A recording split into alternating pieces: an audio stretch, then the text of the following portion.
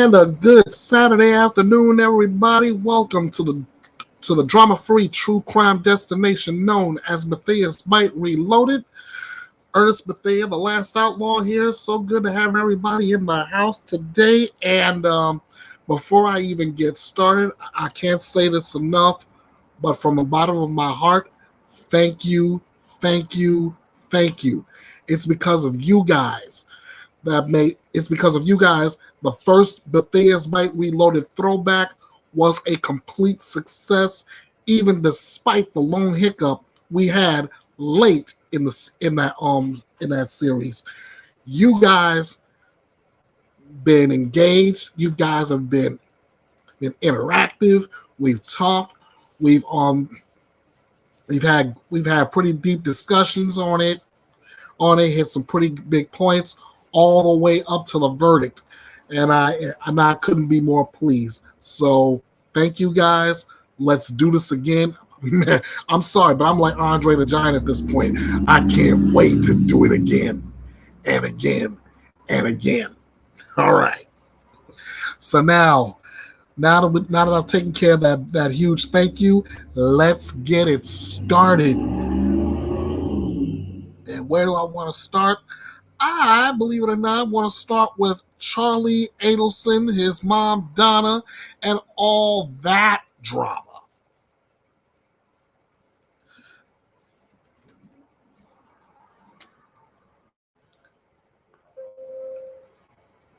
Yes, I call it drama because there are so many different moving parts to it. It's not funny. So if you just give me a moment of your time to pull the articles up, and we can get started from that point.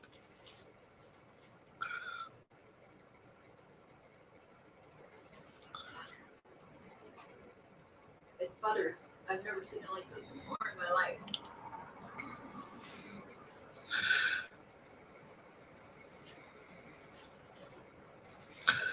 So, in the words of my good friend Brittany, hold please.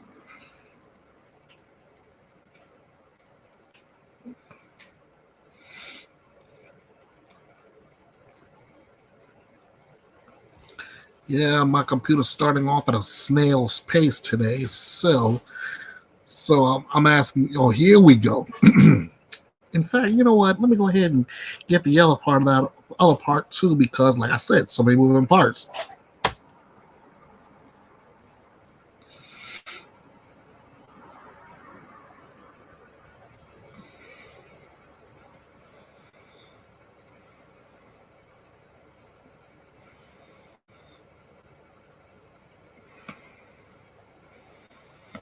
In fact,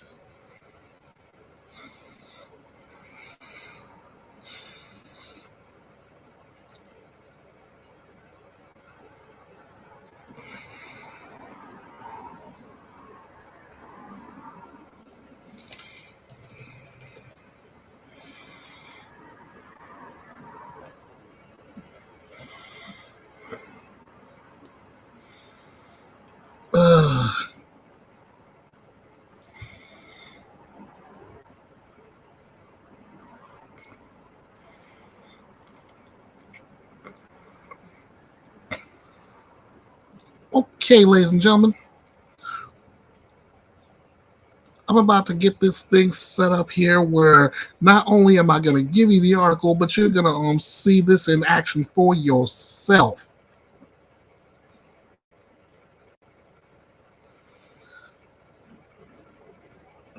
All right. Get my screen.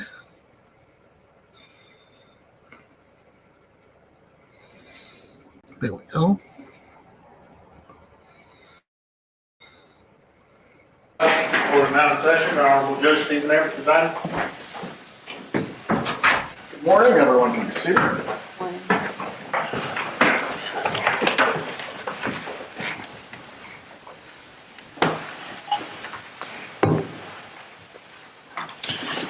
I'm going to turn on the Zoom, and once I'm logged in, at that point, we will move forward.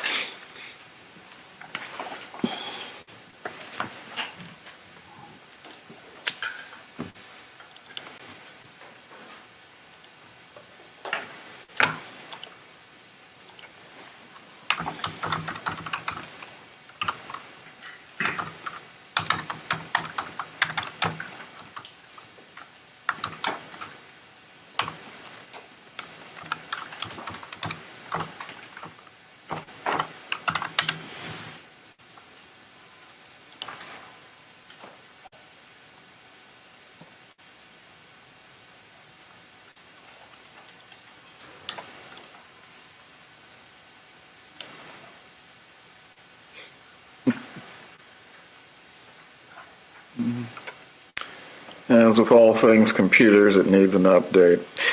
Let's go ahead and make the appearances while the computer is performing its function. Georgia Kappelman and Sarah Dugan for the state, Your Honor. Good morning, Your Honor. Dan Rashbaum on behalf of Mr. Adelson, who is present. And we're here this morning for final disposition after jury trial in Mr. Adelson's case. Did either the state or the defense have anything they needed to raise concerning the pre-sentence investigation report? Nothing from the state, Your Honor. No, Your Honor. Very well. The pre-sentence investigation report will be filed as a part of the court record. Once the Zoom has finished updating, from there I will open up the Zoom room, and I believe the victims' families were intending to either be present or make additional victim impact statements. Ms. Yes, Kappelman? sir. We have several members of the family that will be present and one that will be speaking on behalf of the family. Very well. Mr. Rashbaum, does your client wish to make a statement, or will you be making any argument on behalf of counts 2 and 3? Both of us will be making a very quick statement. I'll make a quick argument, and Mr. Adelson would like to make a very quick statement. He'll be given the opportunity to do so. First, we will take the victim impact statements. If the parties are intending to sign into the Zoom, you may do so. Just make sure your devices are on mute so it does not create any feedback or problems.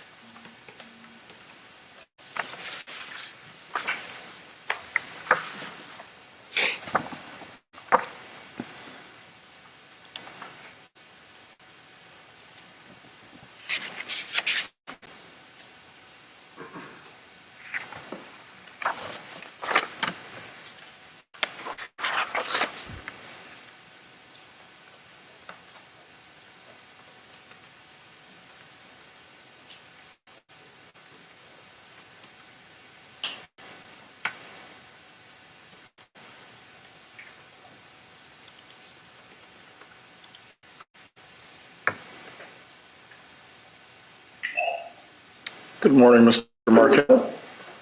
Good morning, sir. Mr. Markell and Shelley Markell have now joined.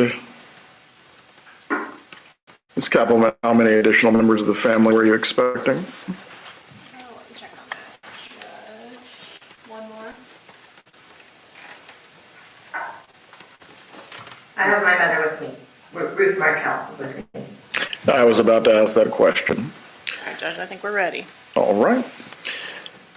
Good morning. At this time, we are going to start with the victim impact statements. Mr. Markell, I understand you are going to provide it today on behalf of the family. Yes, thank you. You may speak when you're ready. Take all the time you need. Good morning, Your Honor. My name is Phil Markell. I am Dan Markell's father. Dan, my only son, was born October 9, 1972 in Montreal, Quebec. During that time in Quebec, husbands were not allowed to actually be in the delivery room during a child's birth. However, since the obstetrician was a very close friend of ours, I was allowed to experience the most amazing of moments, the birth of my son. I will never forget the emergence of his head, and then those shoulders of an NFL football fullback, a boy of 10 pounds. There I was, holding in my arms this gift of life, my bundle of absolute sheer joy. From the time he was a child, my son had tremendous energy. intelligence, and great warmth. Dan had a vibrant, fun-loving personality and lived life to its fullest. Danny loved to socialize, dance, cook, entertain, and play sports, and dedicated himself wholeheartedly to everything that he did. He always looked to do his utmost to improve and achieve better results in every activity that he did. This desire of improvement and commitment to excellence was a defining characteristic of his short life. I fondly remember taking Danny skiing up the hills in the Laurentian Mountains in Quebec when he was just 2 years old. He rode up the mountain between my legs, holding onto the T-bar, and then coming down the ski hill, yelling with great joy, "Faster, Dad, faster!" Then, as he grew a little older, he played hockey at the local park. To improve his skating skills, he requested to take a speed skating lesson with a local coach who was from Russia, and he had a reputation as being a very tough coach. Dan persevered, and after every hockey lesson, he came off the ice with a red face, totally out of breath, because he always gave it his all. At about the age of 13, Danny developed the idea that he was going to Harvard University for his college education. He discovered that the acceptance requirements for Harvard were not only good grades, but also work for the community and charitable work. To achieve these goals, he revived his high school newspaper.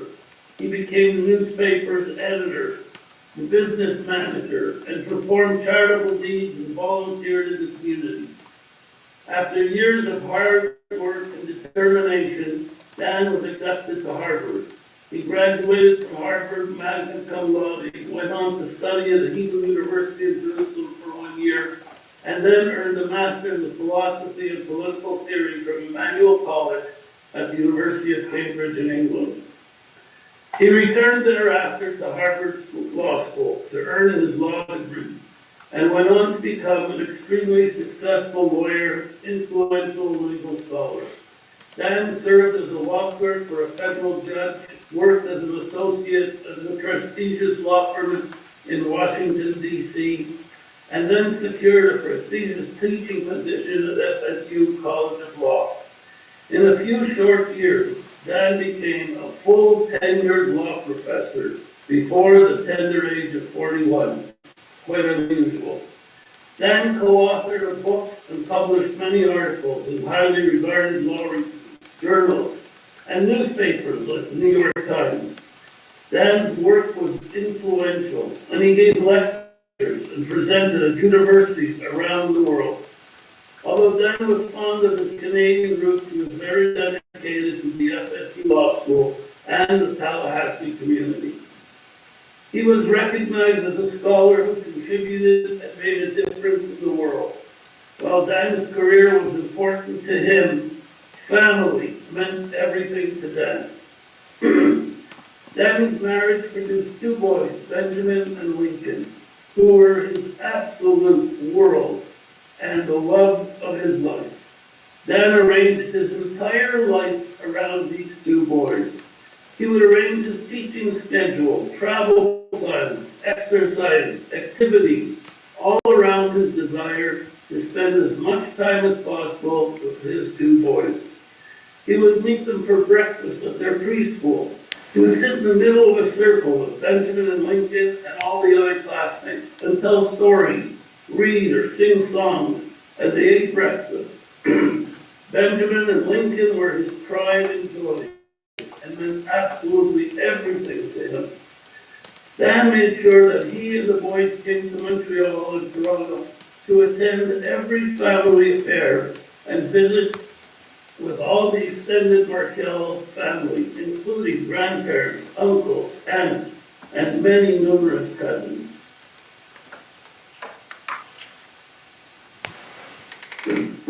Despite the distance, Dan felt that the boys had to know and be a part of family. Dan also made sure that he and the boys participated in the Tallahassee community. They were involved in the local synagogue and neighborhood. Dan left home at the young age of 17 to go to Harvard, but he always came home for summer vacations, holidays, and all family functions.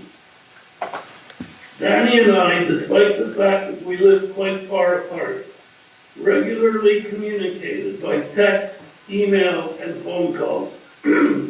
Despite the physical distance, as time moved on, we grew ever so much closer.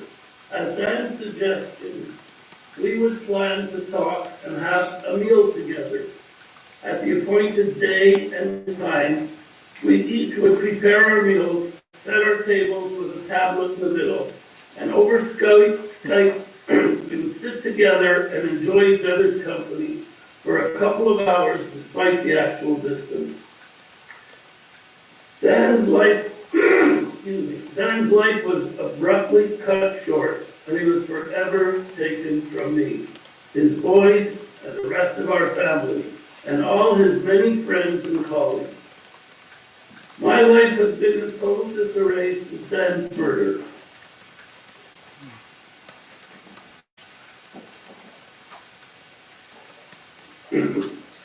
Many nights I wake up in the middle of the night in a terrible sweat with thoughts of Dan's murder and all that has happened. There is not a single day in my life since Danny's death that in one way or another he does not enter into my thoughts. And I miss him with all my heart. I'm constantly reminded of Dan's murder and his absence. When I meet new people, the topic of discussion always comes up when they ask whether I have children. How do I respond? It is difficult to put into words the heinous acts that took Danny away from us, the unthinkable pains that I must live with every single day. Losing a son or a daughter is something I wish nobody should have to experience. It's not in the order of nature. Danny is never coming back. We continue to hope and pray for justice and the return to normalcy of seeing and playing a vital role in the lives of our two grandsons, Ben and Lincoln. It has been a number of years since I last wrote a victim impact statement, sharing how Danny's death has affected me. Despite our persistent efforts, we still do not have a real relationship with Danny's sons, Ben and Lincoln. Visits are limited and very controlled. For 6 years, we were denied any and all visits with the boys. In the last 2 years, I've been permitted 60 to 90-minute visits, supervised visits. This limited contact is incredibly painful, and I feel like we have cut out of our lives.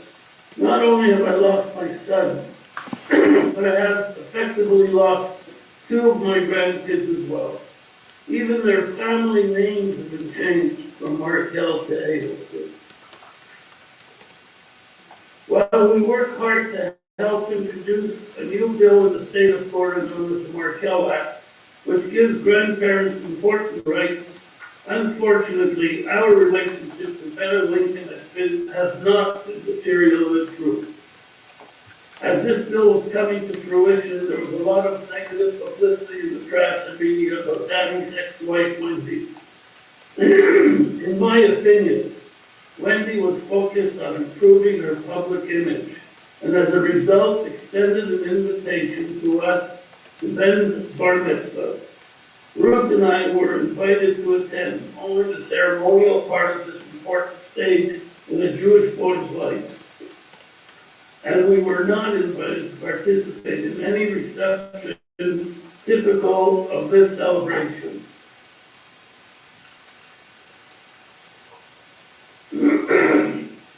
But this invitation opened the door to one of the limited visits described above. In order not to overwhelm Ben and Lincoln on this important day, we asked to arrange a meeting before the bar mitzvah in order to make things easier on the boys, who we hadn't been allowed to visit in years. We were able to arrange a brief 90-minute supervised visit with Ben and Lincoln and a few weeks before, this will be a few weeks before the bar mitzvah.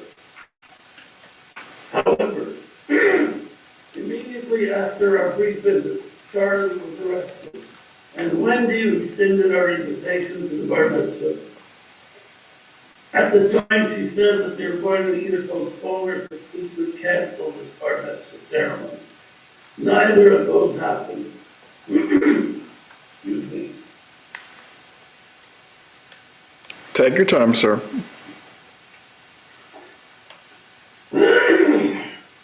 Instead, my understanding is that the Adelsons went on to have the bar mitzvah ceremony and party, all without the Markel family's presence or participation. Missing out on this important moment in Ben's life was incredibly painful. After so many years without Danny, we had hoped to make progress in forging a consistent relationship with his sons, but this still has many challenges.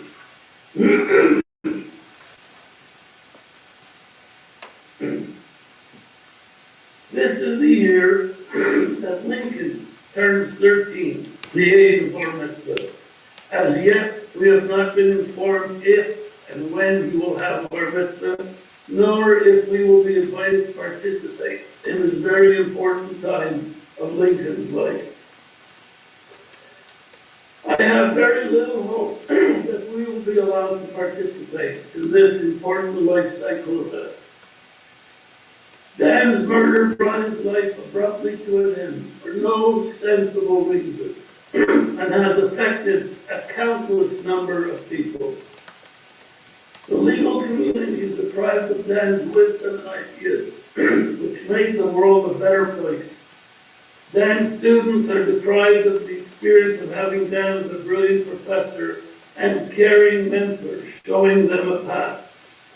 Dan's colleagues can no longer benefit from Dan's friendship, insights, and scholarly discussions and debates. Ruth and I have been deprived of our son, who has been taken away from us so suddenly and totally against life's schedule. Ben and Lincoln must go through life without their father, who loved them with all his being. The boys have been deprived of their father's entire family after Dan's murder. We have no idea of what these two boys know or have been told about Danny's death. I truly believe that they have been brainwashed in all these years, from the ages of 3 and 4 years of age to the present day. I also have no idea what the boys know of us, the entire Markel family, our history, etc., and especially how much we all love them and how we wish they were active part of our family. Both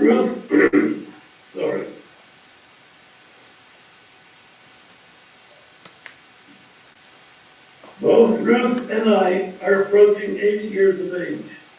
At this moment we are healthy, but one does not know what tomorrow brings. The wheels of justice turn very, very slowly, but so far we're very grateful that they're still turning.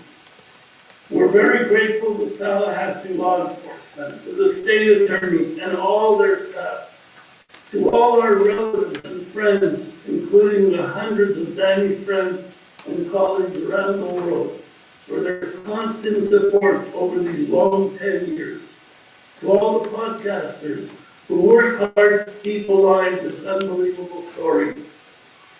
We are still waiting for Benjamin Lincoln to have a more normal relationship with the Markel family as we wait in pain and anguish. The Adelson family, in particular Charle Adelson, has been a major cause of our heartbreak and the murder of our son Danny and the loss of our 2 grandsons. I have suffered tremendously, and we as a family continue to suffer. It is satisfying to see justice being done, and it would be appropriate to ask for the maximum sentence for the perpetrators of Danny's murder. Thank you. Today is a good day. Thank you, Mr. Markell. Was there anything else that you wish to say as a part of your victim impact? No, sir. Ms. Koppelman? You're asking me. We do have some letters which we submitted to the court, as Your Honor received those and had an opportunity to review them. I did. I was able to review the letters. They were also a part of the pre-sentence investigation packet, which will be filed in the court file as well. Yes, sir. Nothing further regarding victim impact. What is the state's argument with regard to sentence, at least as it concerns counts 2 and 3?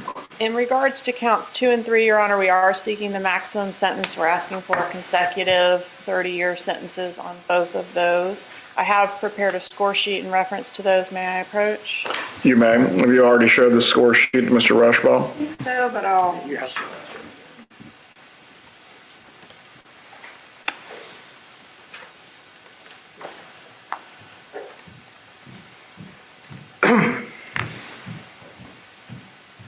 Thank you.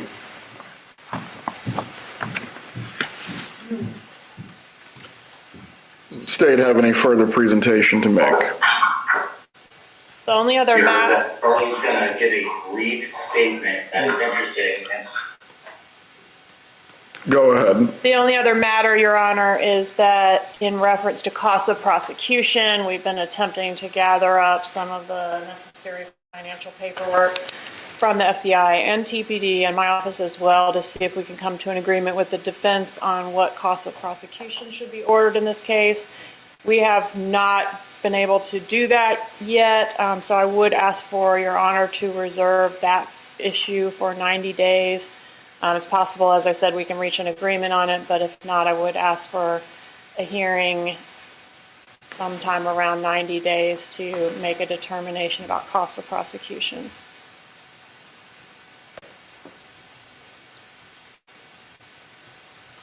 Mr. Rauschbaum, do you have any argument to make on behalf of your client as to counts 2 or 3? Judge, we understand the situation. We just ask that those counts be run concurrently. Very well. Mr. Adelson, I'm going to give you the opportunity to make a statement if you wish. You do not have to speak. However, this is your opportunity if you choose to do so. I do. You may stand. Same. I would just like to say that I maintain my innocence. Very well. Please rise. I'm now going to pronounce the sentence. With the jury having found you guilty of all 3 counts that you were charged with in your indictment of first-degree murder, conspiracy to commit first-degree murder, and solicitation to commit first-degree murder, I am going to adjudicate you guilty of all 3 at this time, and you are going to be sentenced as follows. As to count 1, the first-degree murder count pursuant to section 782.04 and 775.082 Florida statutes, you are sentenced to life imprisonment without the possibility of release or parole. As to count 2, you are going to be sentenced consecutively to 30 years in the Department of Corrections for conspiracy to commit first-degree murder. As to count 3, you are going to be sentenced to 30 years in the Department of Corrections consecutively for solicitation to commit first-degree murder. The credit for time served that applies in this matter is how much? 597. 597 days will be applied as credit for time served in this case. If the clerk could please read all fees and costs that would apply as well. $2,100 as a fine pursuant to Florida Statute 775.083, $105 as a 5% surcharge required by Florida Statute 938.04, $20 as a court cost pursuant to Florida Statute 938.06, Crime Stopper Trust Fund, $3 as a court cost pursuant to Florida Statute 938.01, subsection 1, Criminal Justice Trust Fund, $50 pursuant to Florida Statute 938.03, Crimes Compensation Trust Fund, $225 pursuant to Florida Statute 938.05, Local Government Criminal Justice Trust Fund, $2 of the court cost pursuant to Florida Statute 938.15, County Criminal Justice Education, County Code 7-26, $50 of the court cost pursuant to Florida Statute 775.083, subsection 2, County Crime Prevention, $3 of the court cost pursuant to Florida Statute 938.19, Teen Court Assessment, New County, Florida Code 7-28, $65 of the court cost pursuant to Florida Statute 939.185, County Additional Court Cost, County Code 7-24, with a total of $2,623. Mr. Rauschbaum, is there any lawful objection for you to raise to the assessment as announced by the clerk? No, Your Honor. Those amounts will be assessed at this time. Ms. Kappelman, I will reserve 90 days of jurisdiction to address the cost of prosecution in this case. By statute, the state is entitled to the 100, but this is in excess of the 100 is what you're referring to. Yes, Your Honor. Very well. 30 days to appeal both your conviction and now your sentence. Mr. Adelson, you are going to be fingerprinted today, and from here you are going to be sent to the Department of Corrections to begin serving your sentence. Mr. Rauschbaum, if you please can timely file the notice of appeal so that way there is no issues regarding any review of the conviction itself. Does either party have anything further to raise to the court before we finish for today? Nothing from the state. No, Your Honor. We are in recess. Mr. and Mrs. Markell, have a good day. Thank you for being available so you can provide your victim impact statements. Have a good day. Thank you, Your Honor. Thank you.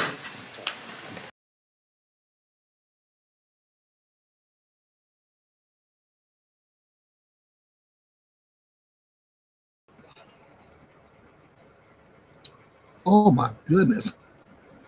Wow.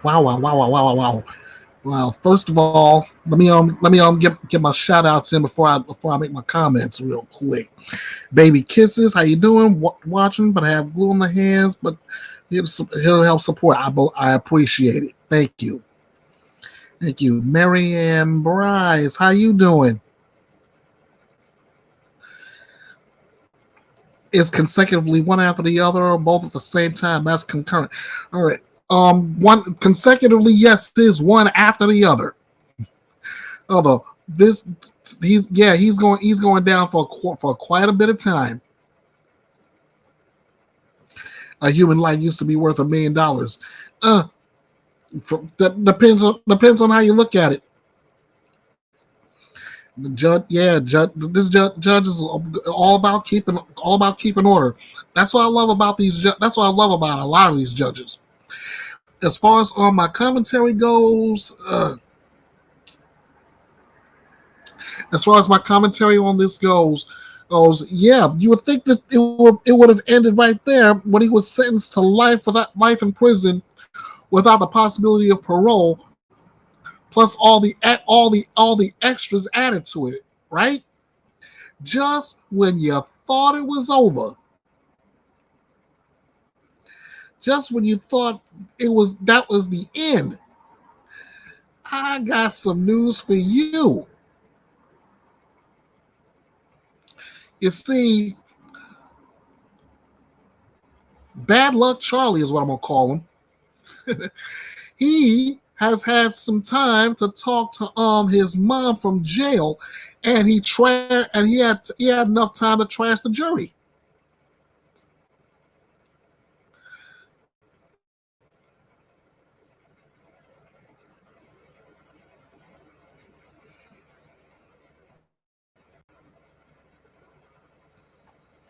He had plenty of time to trash the jury, and this is gonna be short, but for my friends at Court TV, this is something else you need to know.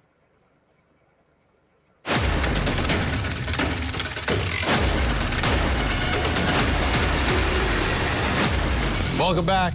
Time to reveal something else you need to know tonight. Let's take a look at the big board. Oh, look at this. It's Donna Charle and Wendy Adelson. The Adelsons at 9 o'clock tomorrow night. We've uncovered some new recordings of the Adelsons speaking. I'll give you a preview tonight. First, this is Charle and Donna speaking on the 7th of November. This is after the conviction. Let's listen. I said, who's she talking to, third graders? I mean, it was ridiculous. There was 5 black women on the jury, 1 black guy that was the sergeant I told you about, 1 kind of redneck looking a little bit, like 50-year-old guy, and 3 guys that looked like they were inbred that were like out of shape, 30 years old, looked like they never had a girl in their life, and like one of them worked at the Florida State bookstore. He was wearing his Florida State sweatshirt during the trial a couple times. And he worked at the Florida State bookstore. Another one's wife was a professor at Florida State. And another one had, so there were 3 people in the jury affiliated with Florida State. 3 affiliated with Florida State and 5 with family members of law enforcement. Yeah, and they're all not in jail for the rest of their lives like Charle Adelson is. Also, a recording, and this one goes back in time. Wendy Adelson, right? Dan's ex-wife. Hours after Dan is shot, Wendy learns about the shooting. She is speaking to police in an interview. We now have those recordings as well. We'll play a lot of them tomorrow, but take a listen tonight. There was a shooting at your home, or your ex-husband's home, at 2116 Trescott. Okay. Your ex-husband, excuse me, Daniel, all right, has been taken to the hospital. He's not going to survive. Oh my God. Okay. And we'll have those recordings for you tomorrow night in the show in the 9 o'clock hour.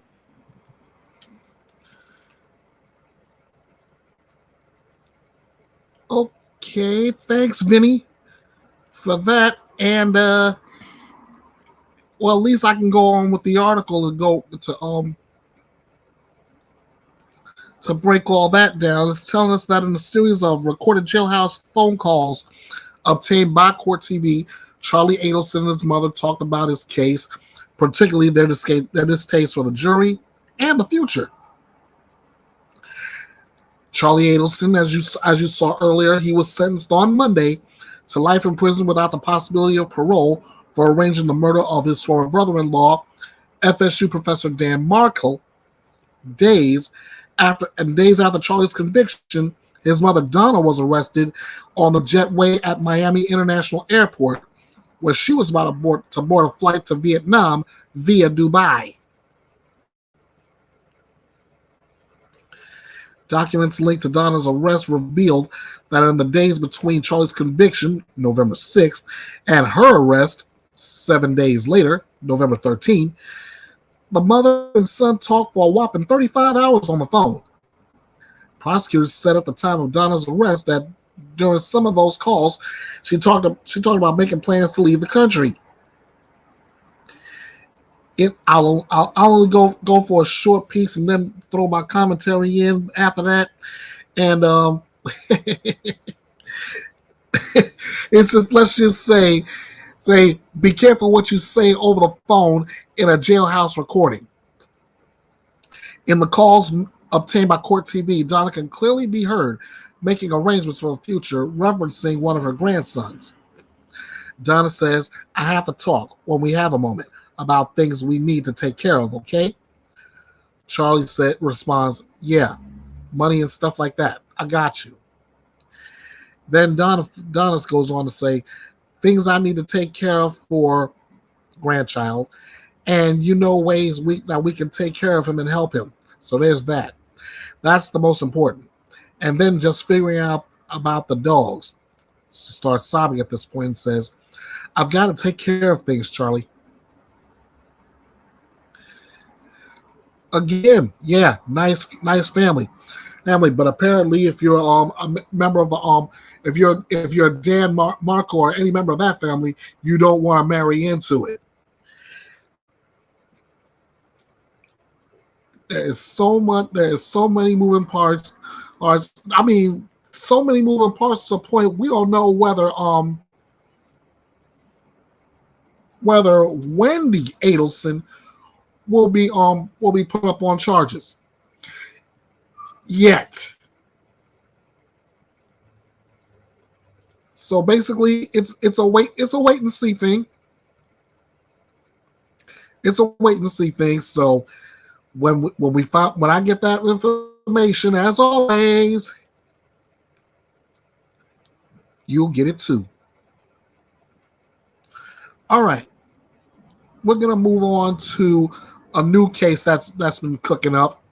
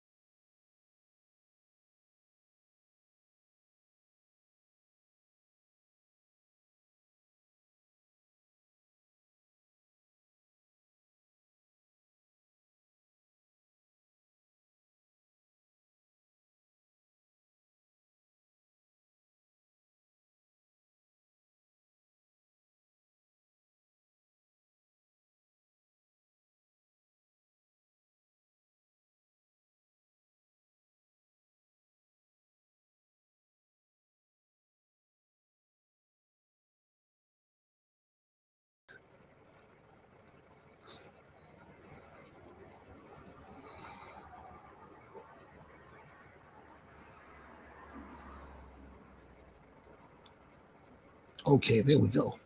There we go. Now we're back in business.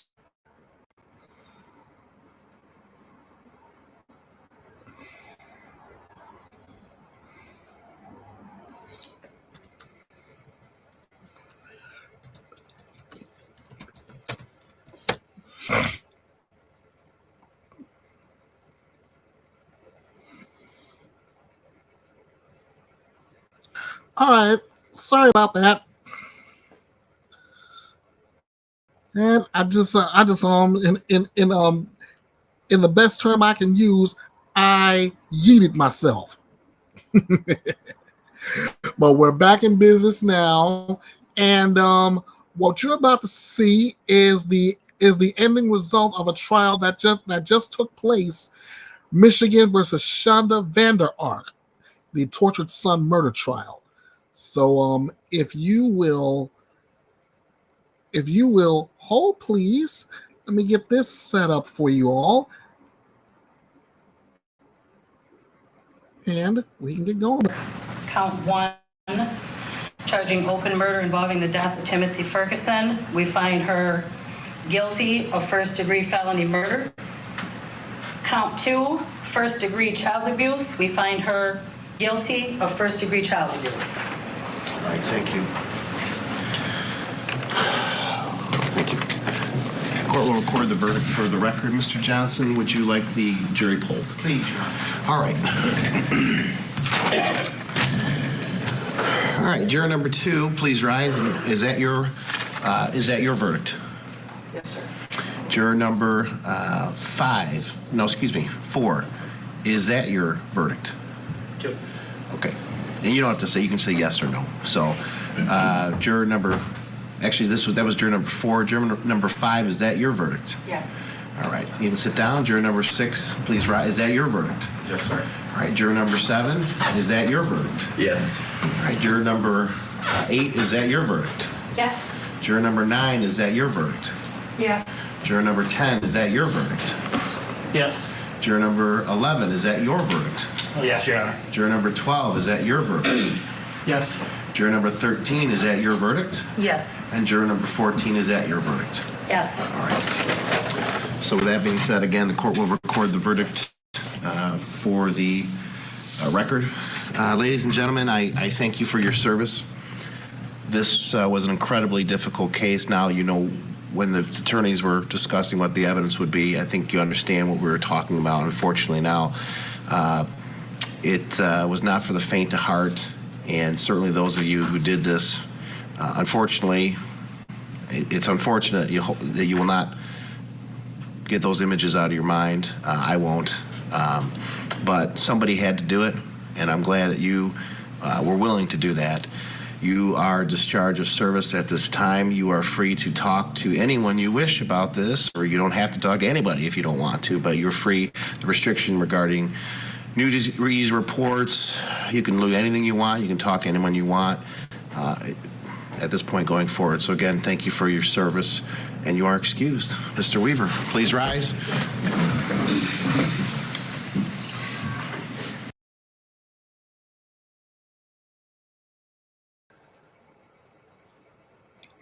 I pause it there to give you a sense of what you just heard and what you're seeing, what you just saw on the screen. On the bottom right hand of your screen, for those who are unfamiliar with how Court TV does with their verdicts, what they do is have a verdict watch, and they time how long the jury goes out before they do reach a verdict. In this case, it took them all of 1 hour, 9 minutes, 46 seconds to come back with a verdict. As you can see right across this bar, Shanda Vander, guilty of all charges. All charges? What was she tried for? Glad you asked. A jury deliberated for a little more than an hour before finding a Michigan mother facing trial guilty for the murder of her teenage son with special needs. Shanda Vander was facing first-degree murder and child abuse charges for the death of her 15-year-old son, Timothy Ferguson, who police found dead and severely malnourished inside the family's home. Again, the jury deliberated for, the article says 1 hour and 6 minutes, but it's actually 1 hour and 9. Before returning verdicts of guilty on both charges. Sentencing is scheduled for January. Timothy's older brother, Paul, age 20, had also been charged days after his mom's arrest and took the stand to testify against her. Together, Van Ark and her son, Paul, were accused of a sinister pattern of abuse that may have lasted for years. Now, guys, you know how I am about cases like this. You know how I am about cases like this. So,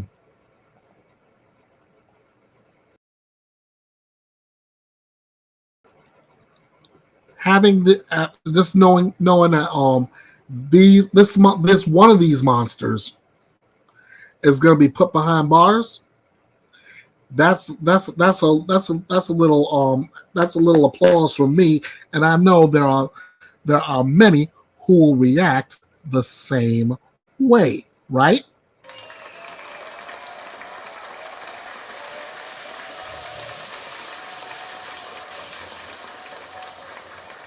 My sentiments exactly. So, I guess before her sentencing, the next person we wait on now is Paul. Baby kisses washing her hands of monsters like them. I don't blame you. Not in the least. So, as far as Shanda Vander arc, I'm just trying to get her name out of my mouth. For all I care, you can rot.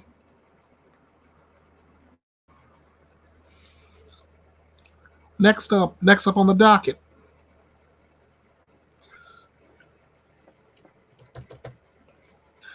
Next up on the docket is an oldie.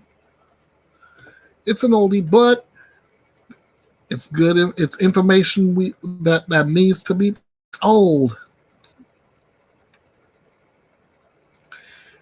It's information that needs to be told. All right. This is out of Sarasota County, Florida, in a new court filing. The attorney who represented Brian Laundrie denied allegations that Laundrie's parents had full knowledge of Gabby Petito's murder, but responded to other allegations saying he is limited by attorney-client privilege. In an amended complaint on November 30th, Gabby Petito's family alleged that Laundrie's parents, Christopher and Roberta, knew that Gabby was dead before Brian returned home on September 1st, 2021. Gabby's remains were found in Wyoming on September 19th, 2021.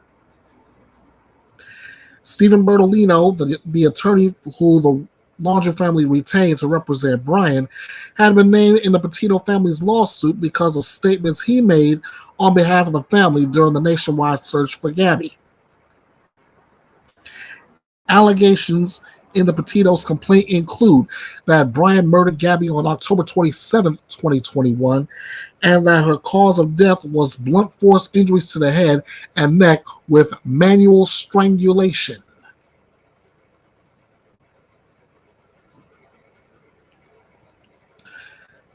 Ooh, and I got some new breaking news on the Ruby Frankie case. I'll give that off in just a moment.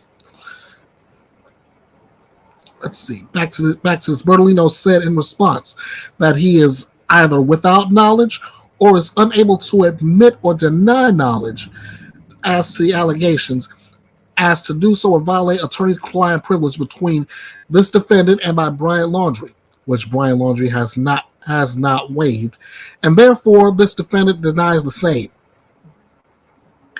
Bertolino admitted that the Laundrie family contacted him on October 29th, which the Petitos claimed that they did after Brian called to say that Gabby was gone, quote unquote, and needed a lawyer. But Bertolino denied Brian's parents knew that any harm had come to Gabby. At the heart of the Petito's complaint is a statement that Bertolino made on behalf of the Laundrie family, where they offered wishes for Gabby's safe return, while the Petitos claimed the family knew she was already dead. But Bertolino categorically denies the family having any knowledge about Gabby's whereabouts. Quote, the statement was made urgent and demands, some life-threatening, for information and comment from the plaintiffs, law enforcement, the press, and the public. This defendant denies the defendants Christopher Laundrie and Roberta Laundrie had full knowledge that Gabrielle Petito had been murdered by Brian Laundrie at the time, and further denies that defendants Christopher Laundrie and Roberta Laundrie knew the whereabouts of her body. End quote. The Petito's lawsuit is asking for more than $30,000 and is scheduled to go to trial May of 2024. There is a pretrial conference scheduled on March 22nd of 2024 at 9:30 a.m. So, who knows?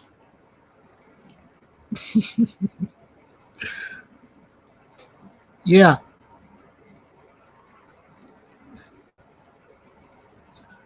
Let's see. Brian had a lawyer from another state.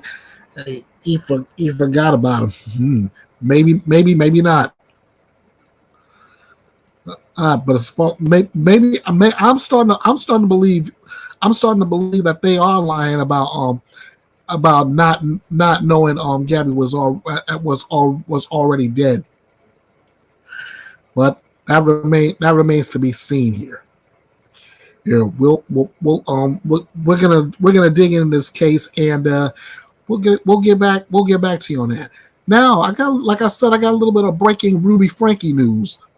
It's breaking to me because I'm just finding this out now.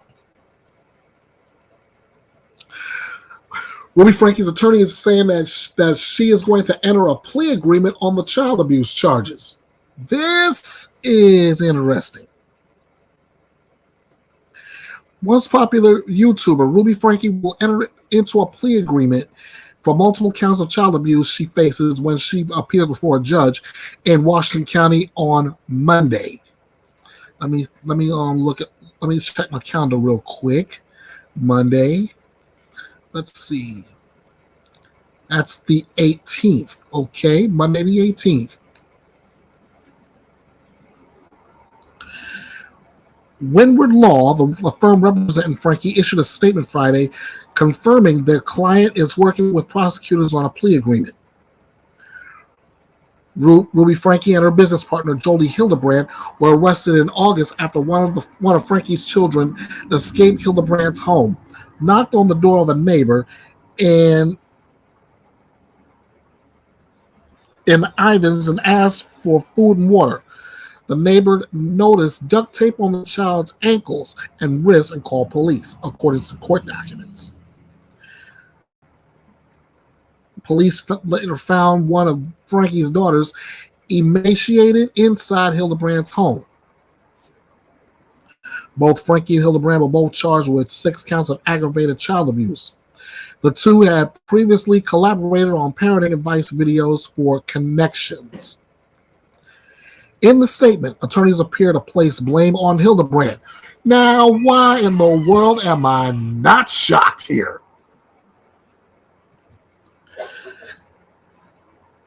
Attorneys appear to place blame on Hildebrand, claiming Frankie is a devoted mother, quote unquote, who was taken advantage of by a person she trusted. Really? Initially, Ms. Frankie believed that Jody Hildebrand had the insight to offer a path to continual improvement. Ms. Hildebrand took advantage of this quest and twisted it into something heinous, the statement read. Frankie's lawyer said Hildebrand systematically isolated Ruby Frankie from her extended family, older children, and her husband, Kevin Frankie. This prolonged isolation resulted in Ms. Frankie being subjected to a distorted sense of morality shaped by Ms. Hildebrand's influence. According to the law firm, Frankie has engaged in introspection while in jail over the past several months and understands the full weight of her actions. Frankie allegedly wants to take responsibility for her part in what occurred with her children, demonstrating a sincere dedication for personal growth and rehabilitation. She has actively begun the process by reaching out to members of her family, the law firm's statement continued. Through heartfelt apologies, she seeks to mend relationships and contribute positively to the healing journey of her family.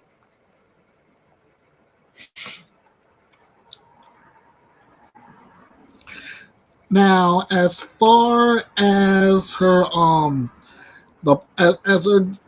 going with a plea agreement, that part I can believe. That part, just that part alone. But the fact that she wants to make amends with her family, I'm not totally sure. I'm totally not sure. Let's see. Baby Kisses says, that lady, yeah, she's breaking it down. That lady, crazy. Yep. Herself. Mm-hmm. Now, here's the thing that's caught my attention.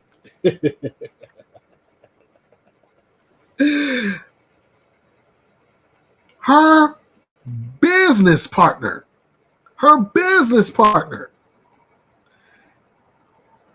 She's blaming her for how far this thing went. Let me tell you something.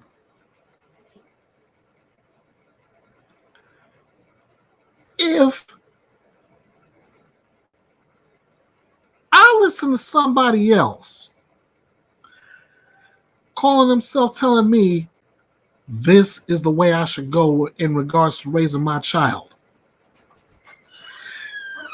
and I'm foolish enough to listen to that person and end up being charged with child abuse, among other charges. Ladies and gentlemen, boys and girls, children of all ages, there is only one person I can look in the mirror and say, this is your fault. And that person is none other than me. Not the person that gave me the advice. The guy standing in the mirror who listened to that advice. Ruby Frankie, Jody Hildebrand, and who's not innocent in this whole thing at all. All she did was give you the advice. Nobody told you you had to take the advice. Nobody told you you had to listen to her. So yes, this is all you, period.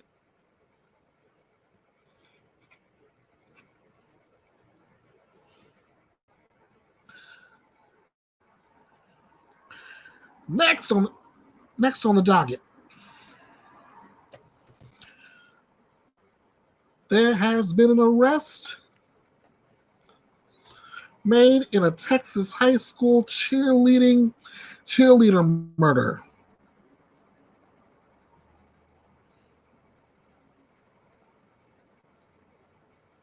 Give me 1 second. There we go. There's my link.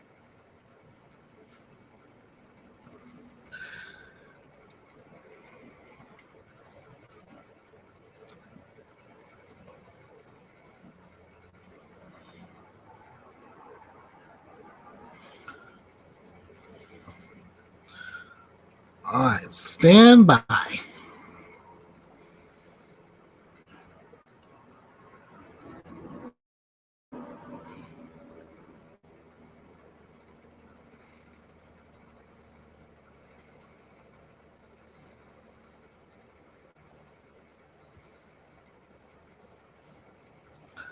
All right.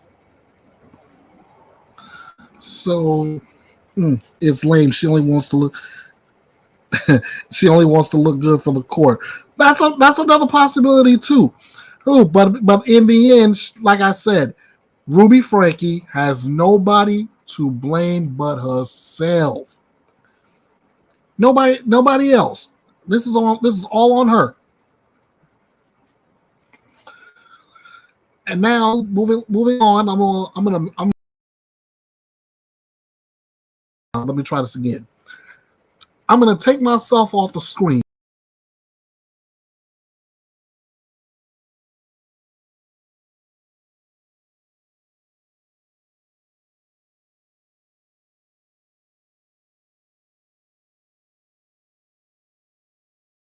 Here's now to a tragic case out of Texas. We've been watching this one since last week. An arrest was made over the weekend in that murder of the high school cheerleader.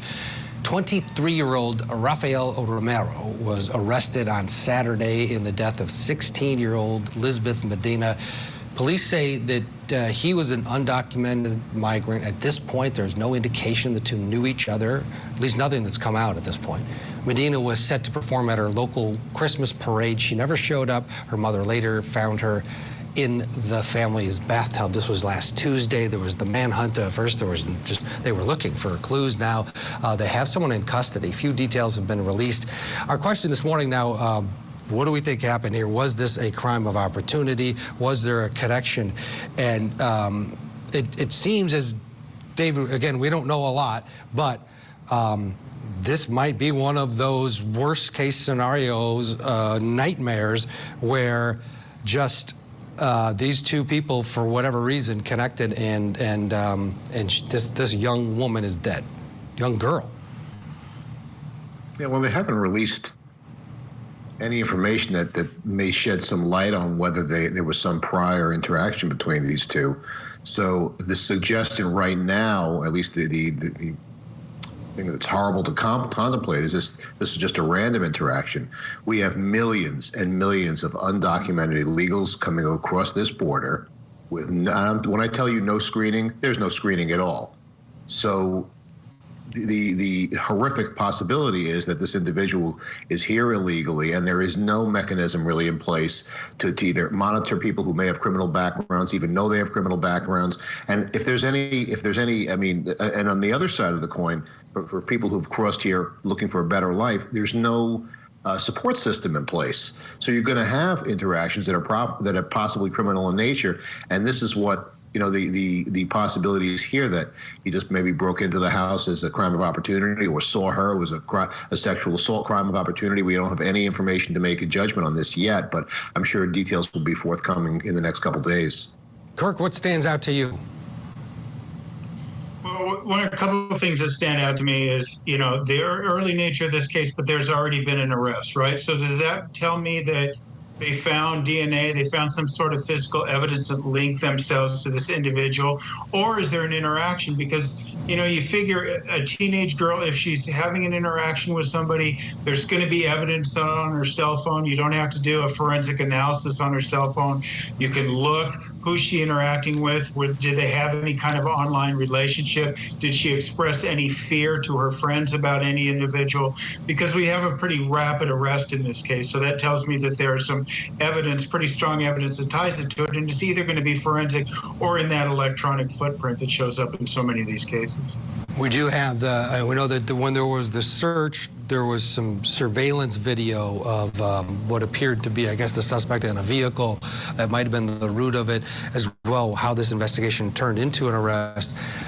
But doctor, this is, you know, when you close your eyes and you think of the scariest things on the planet, this might be one of them, where if indeed there's no connection, if Kirk's leaning to maybe there is one, and it very good well could be, especially with everybody's digital footprint. But boy, if there's not, this is what we fear the most.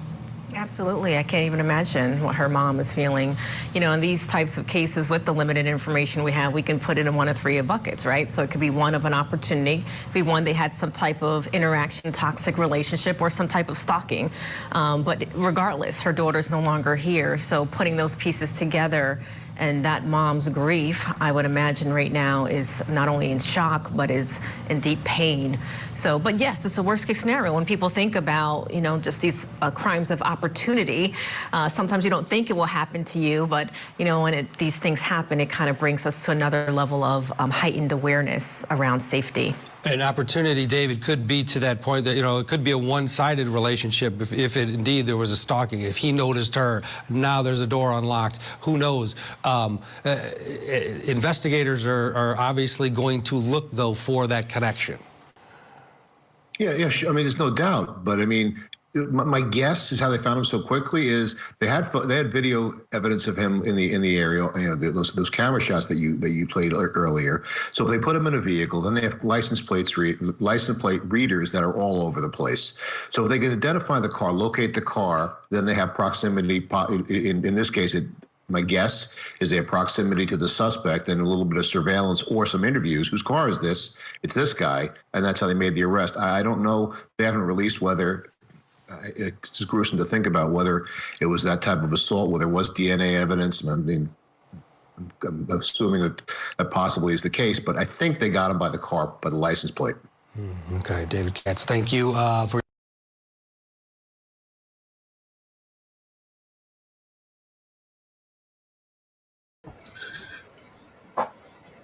Yep, this is a huge case out of Texas, and hopefully there'll be a little further investigation before, and I pray that justice is handed down.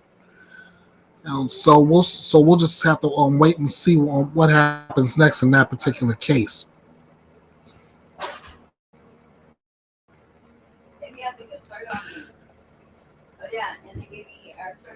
Next up, we got another one, ladies and gentlemen, to file under justice served. The car crash vigilante trial, Georgia versus Hannah Payne.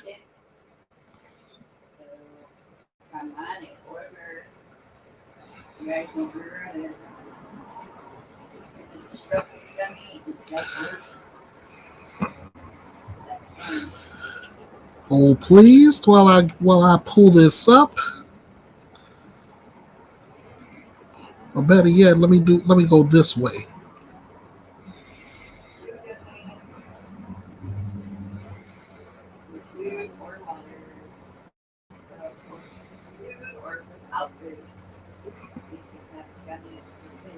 There we go. All right. Taste very good. They work wonders. Okay.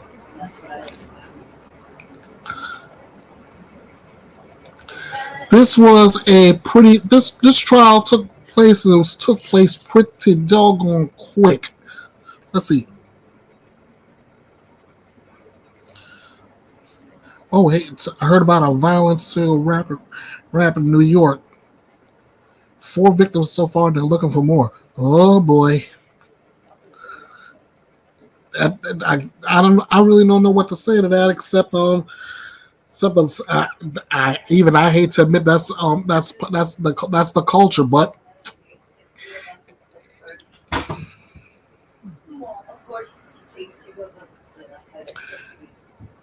I'm guessing that statement is really depends on where you're looking. In this case that I'm about to present here, at least in the sentencing, the young lady you're seeing here on your screen was accused, tried, and convicted of shooting a man and killing him after just a mere car accident. And all they were going to, even an off-duty police officer was there, or retired police officer, I should say, was there just to oversee them take each other's insurance information so they can be contacted, see who owes what kind of damages.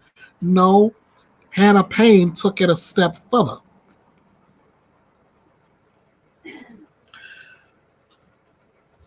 that's all the trucks that I got today. All right.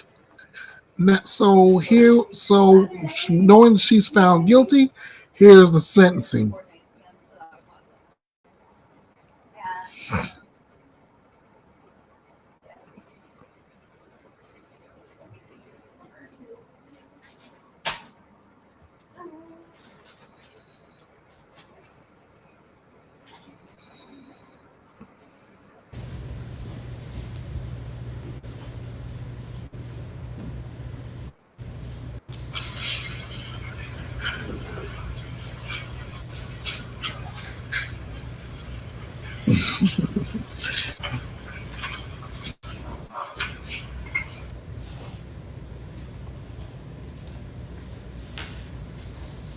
Okay, this court has sat through the trial,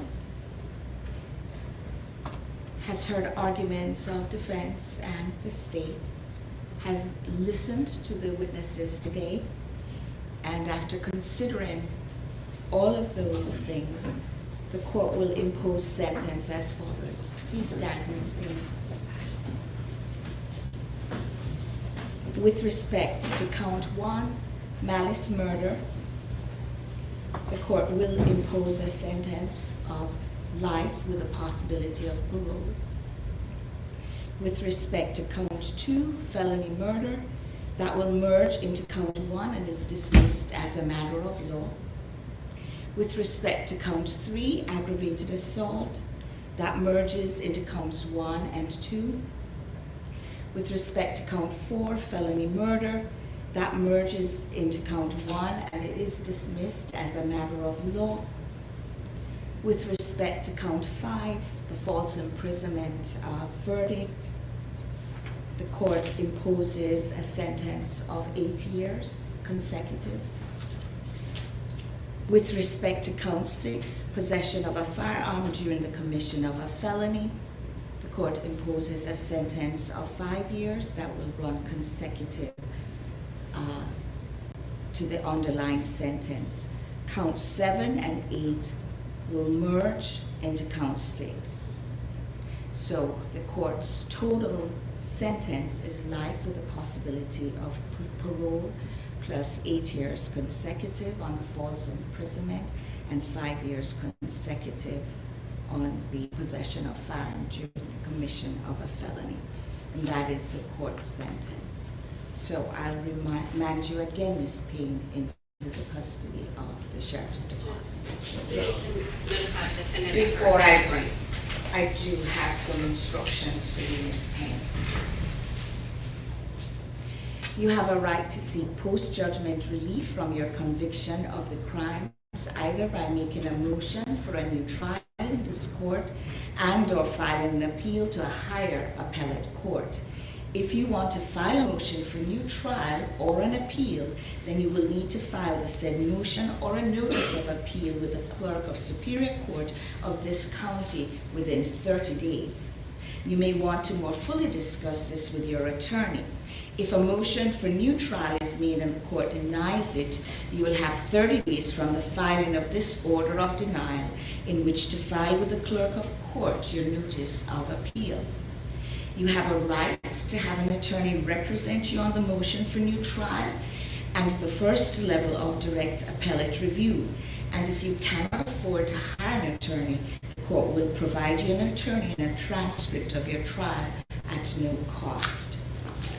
In addition,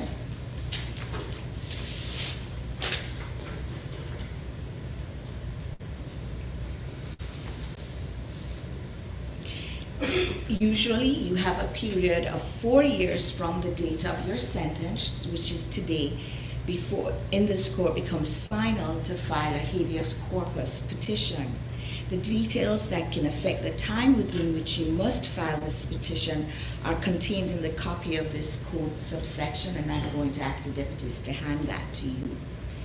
And so you have 4 years from today's date to file a habeas corpus petition. Councils, I can confer with you as to set in a date for the hearing for a motion for new trial, but we can do that once we're adjourned. Okay. Deputy, did you have that?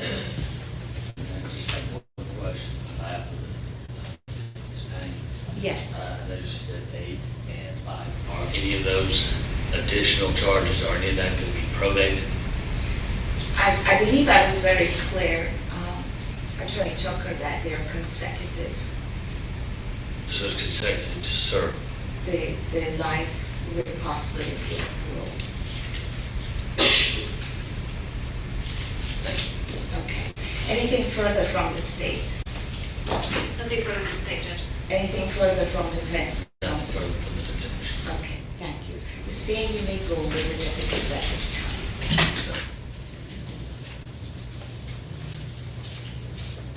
With respect to this matter, the court stands adjourned at this time.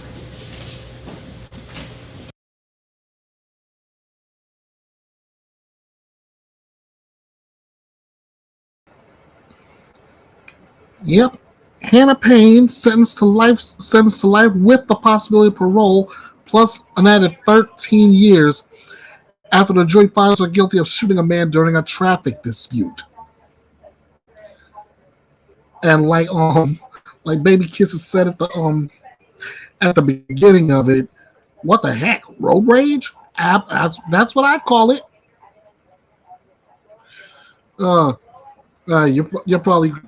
You're probably glad she didn't cry because it would have looked ugly on camera. I'm just saying. But as far as Hannah Payne's sentence goes, it could have been prevented if she had gone on and just went ahead. No, it was just an accident.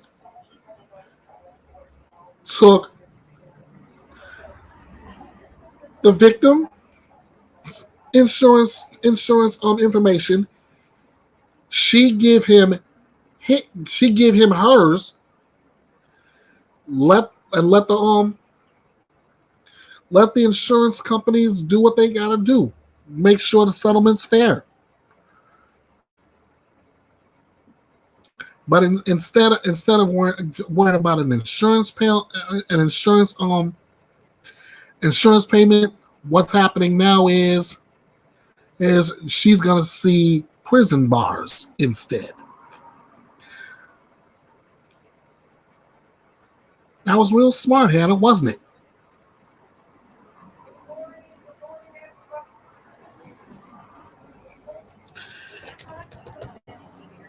All right, let's see what I got next. Oh,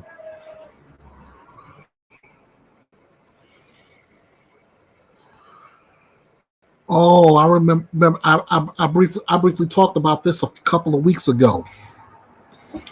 Oh, take a look at the right side of your screen, ladies and gentlemen. This is Jonathan Jones.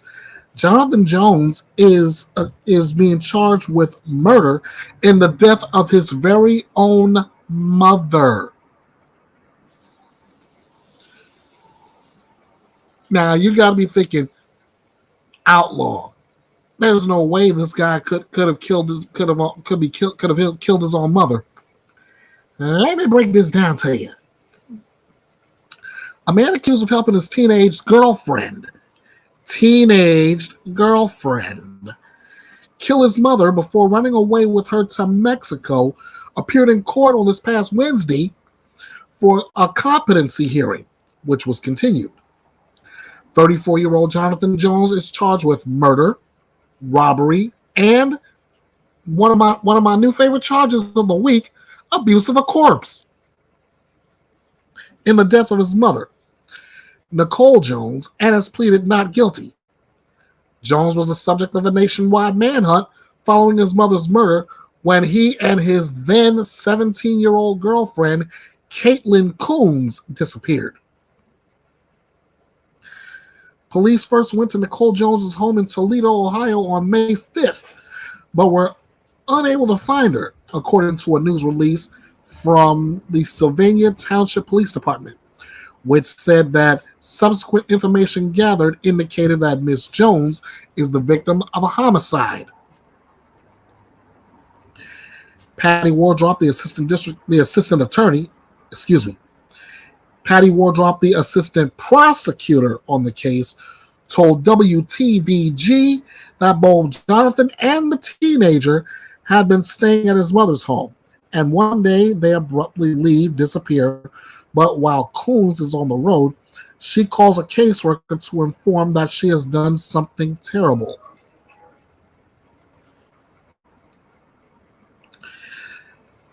At a preliminary hearing, prosecutors said that evidence would show that Jonathan and the teen were in a relationship, and that Coons would give him an ultimatum to, quote, take care of his mother due to her interference in their relationship.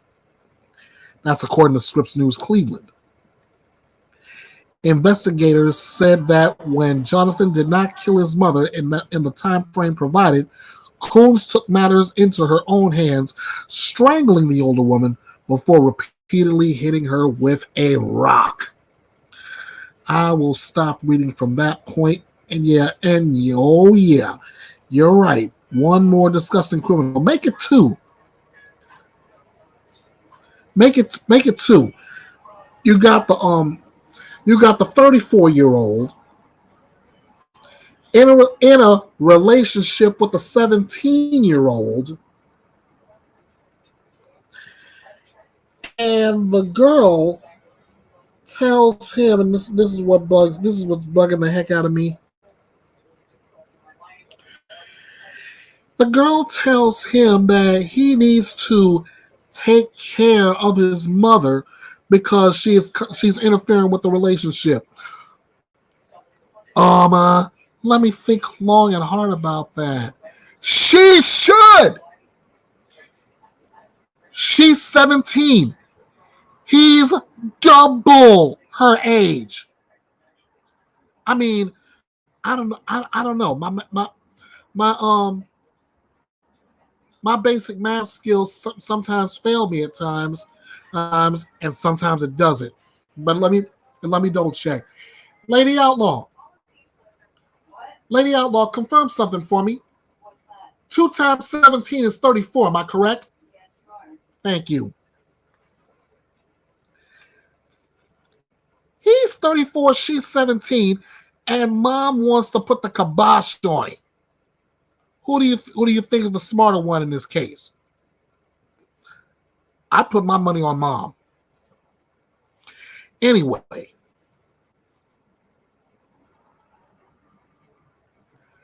the 17-year-old didn't like the idea of mom interfering in the relationship as well the mom should. So she tells the quote unquote boyfriend,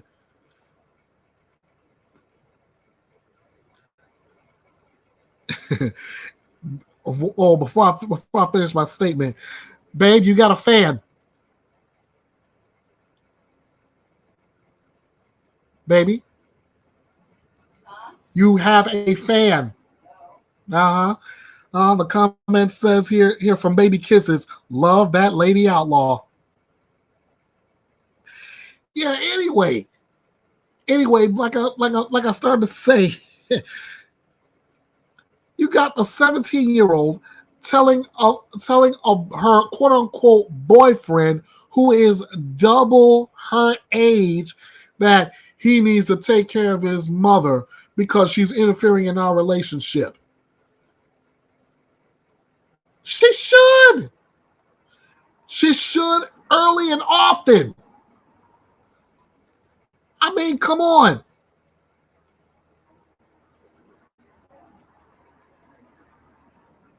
On top of that, he didn't take care of it in a timely fashion. So she decides she's gonna do the job herself. Well, I guess the saying is true. If you want something done right,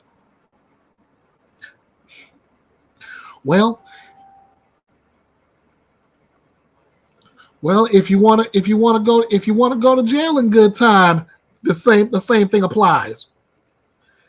Both of them need some definite time, A, away from each other, and B, behind bars. That's just what this outlaw's thinking.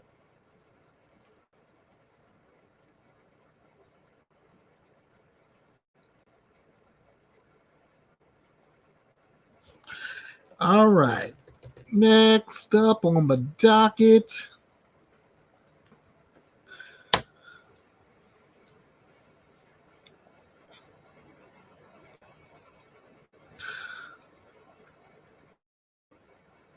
Ooh.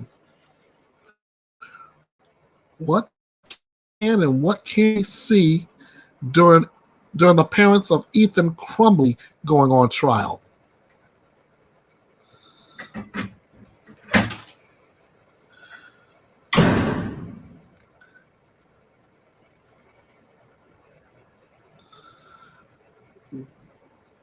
So what will be allowed for it? What will and what won't be allowed during the trial of James and Jennifer Crumbley, the parents of convicted shooter Ethan Crumbley? Let's find out.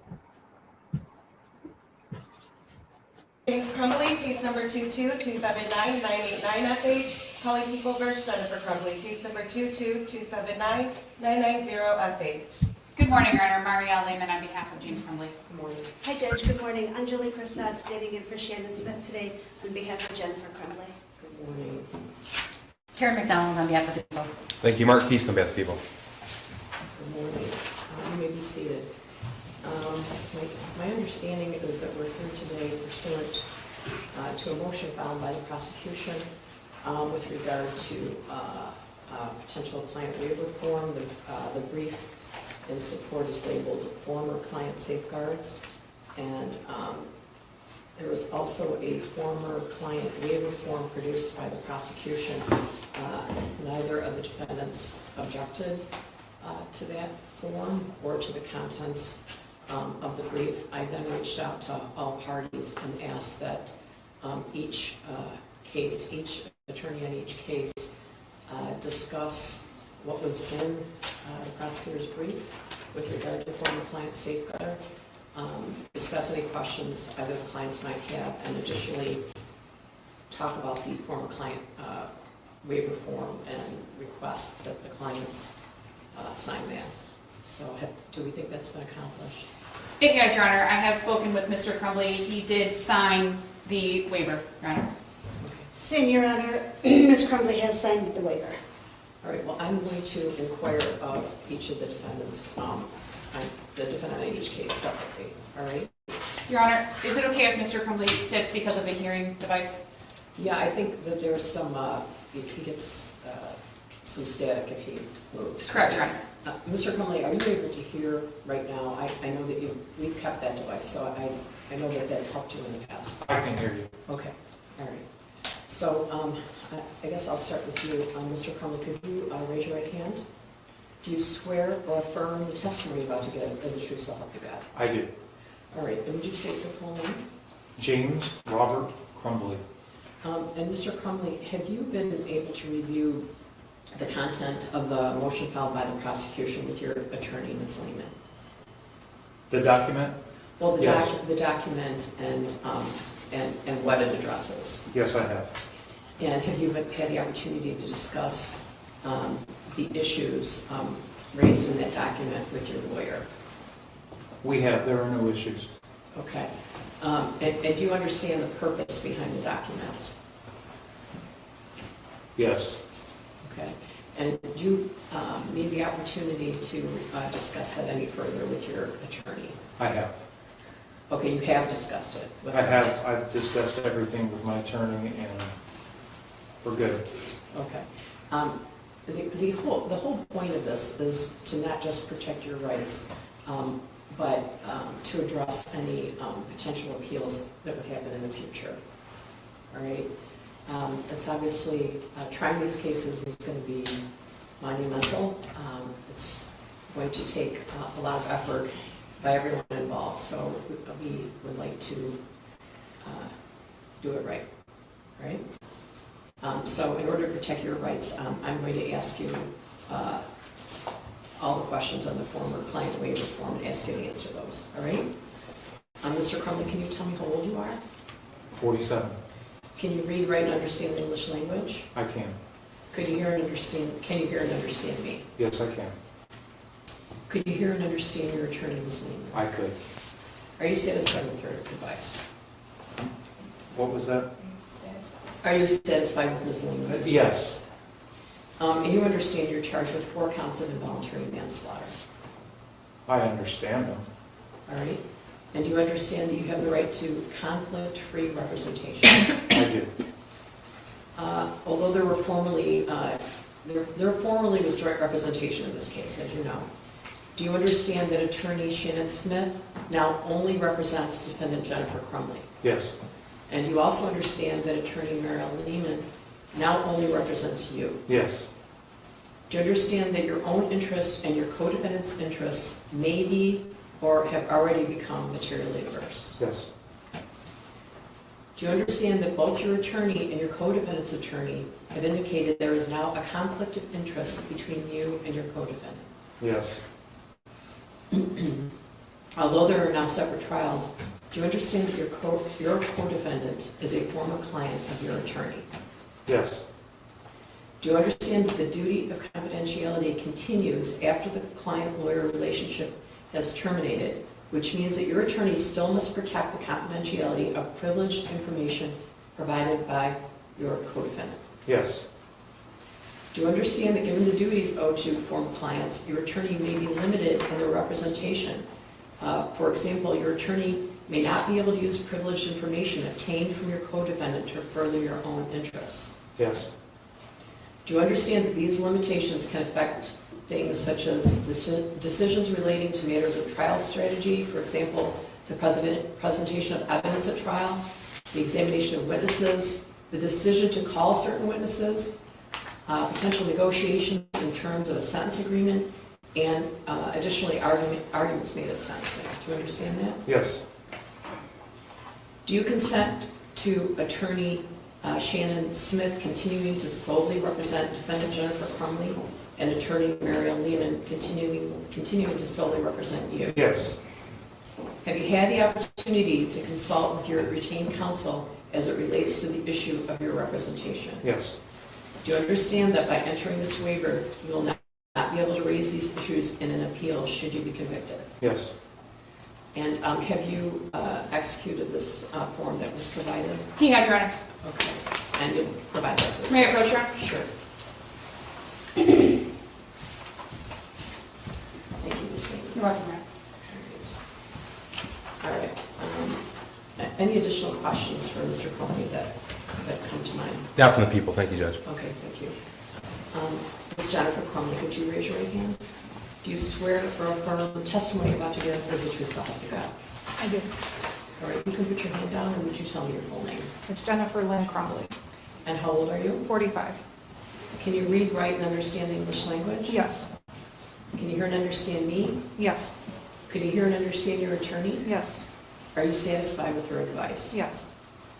You understand that you are also charged with 4 counts of involuntary manslaughter? Yes. Do you understand you have the right to conflict-free representation? Yes.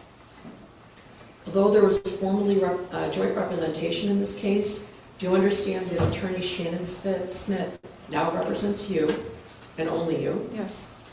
And that Attorney Mariel Lehman now only represents Defendant James Crumley? Yes. Do you understand that your own interests and your co-defendant's interests may be or may become materially adverse? Yes. Do you understand that both your attorney and your co-defendant's attorney have indicated that there is now a conflict of interest between you and your co-defendant? Yes. Although there are now separate trials, do you understand that your co-defendant is a former client of your attorney? Yes. Do you understand that the duty of confidentiality continues after the client-lawyer relationship is terminated, which means that your attorney still must protect the confidentiality of privileged information provided by your co-defendant? Yes. Do you understand that given the duties owed to former clients, your attorney may be limited in their representation? For example, your attorney may not be able to use privileged information obtained from your co-defendant to further your own interests? Yes. Do you understand that these limitations can affect things such as decisions related to matters of trial strategy? For example, how evidence is presented, what evidence can be presented, the examination of witnesses, the decisions to call or not call certain witnesses, potential negotiations in terms of a sentence agreement, and arguments made at sentencing? Yes. Do you consent to Attorney Shannon Smith continuing to solely represent you and Attorney Mariel Lehman continuing to solely represent Mr. Crumley? Yes. Have you had the opportunity to consult with your retained counsel as it relates to the issue of your representation? I have. Do you understand that by entering this waiver, you will not be able to raise these issues in an appeal should you be convicted? Yes. All right, and has your client executed the form? I do have it. May I tender it to the court? Please.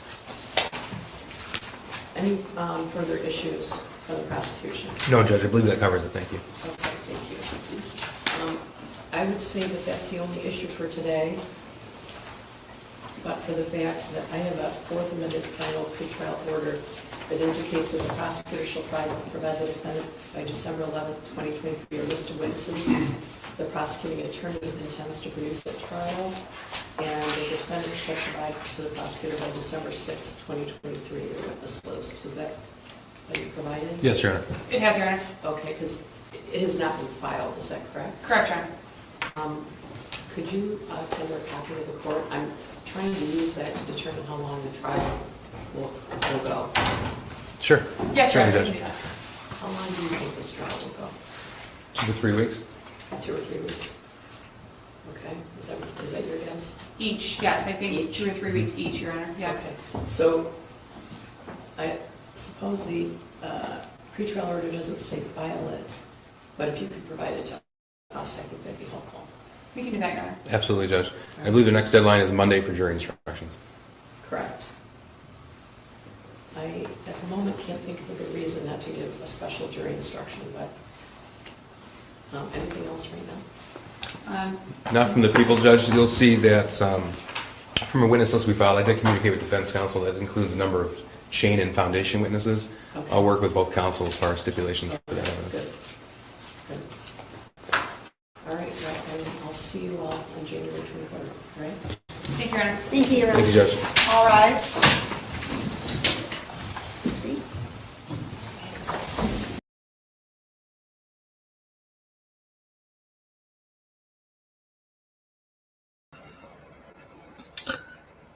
Okay, so what's in and what's not?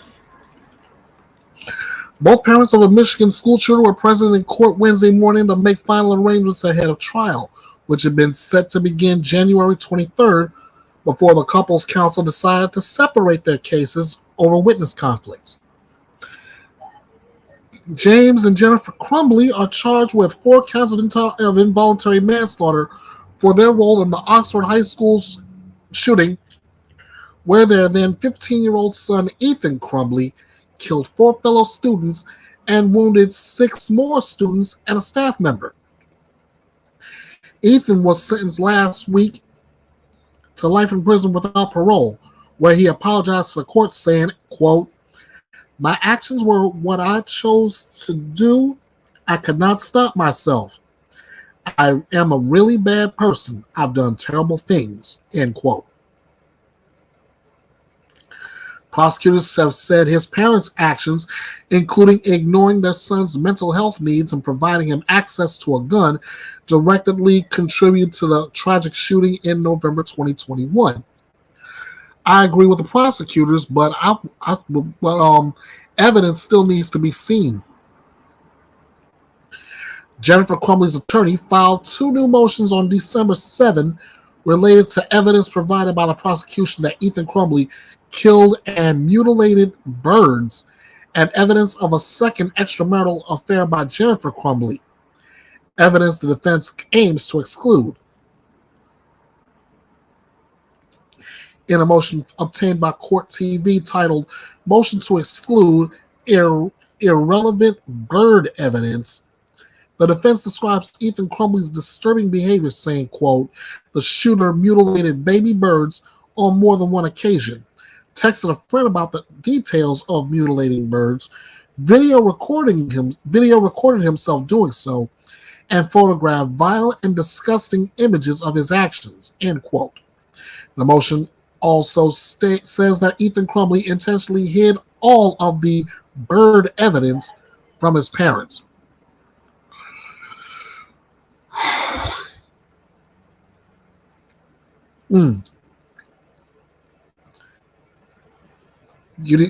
Baby Kisses says she didn't follow the court cases. A good thing she hasn't up to this point.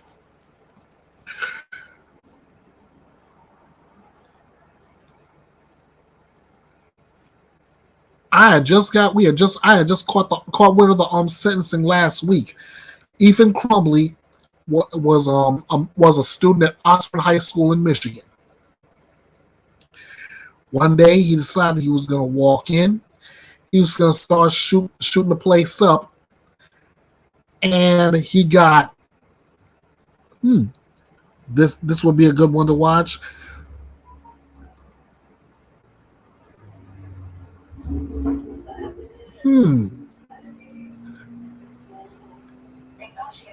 This is a good one. This would be a good one to watch. Bethea'S Byte Reloaded Throwback. Michigan versus Crumbly. That just rolled right off the tongue. I might start that one at the beginning of the new year.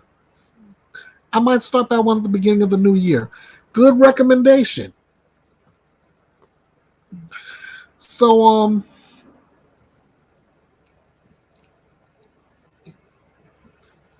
yes, Baby Kisses, it's my channel, but like I said in my slogan, Opinions matter.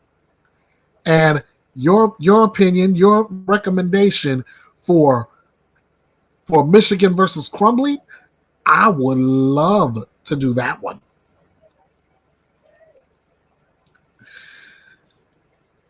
That's gonna be good. I'm gonna go ahead. I'm gonna go ahead and call it now. When the new year kicks in real good. Bethea'S Byte Reloaded throwback. Michigan versus Ethan Crumbly. You're hearing it here first. Anyway, back to the case of James and Jennifer Crumbly. We know that the Ethan Crumbly bird evidence is being considered being out as far as being admitted into evidence, and a second extramarital affair by Jennifer Crumbly. What does that have to do with the price of tea in China? That's all I can say on that. Next.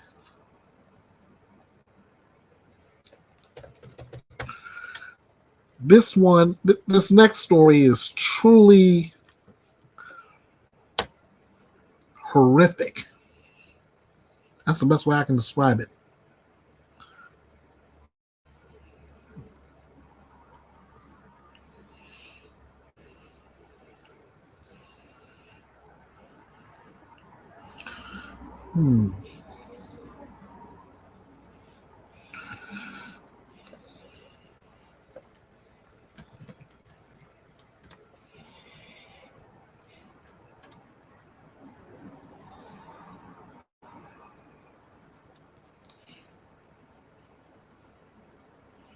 Okay, there we go. There we go.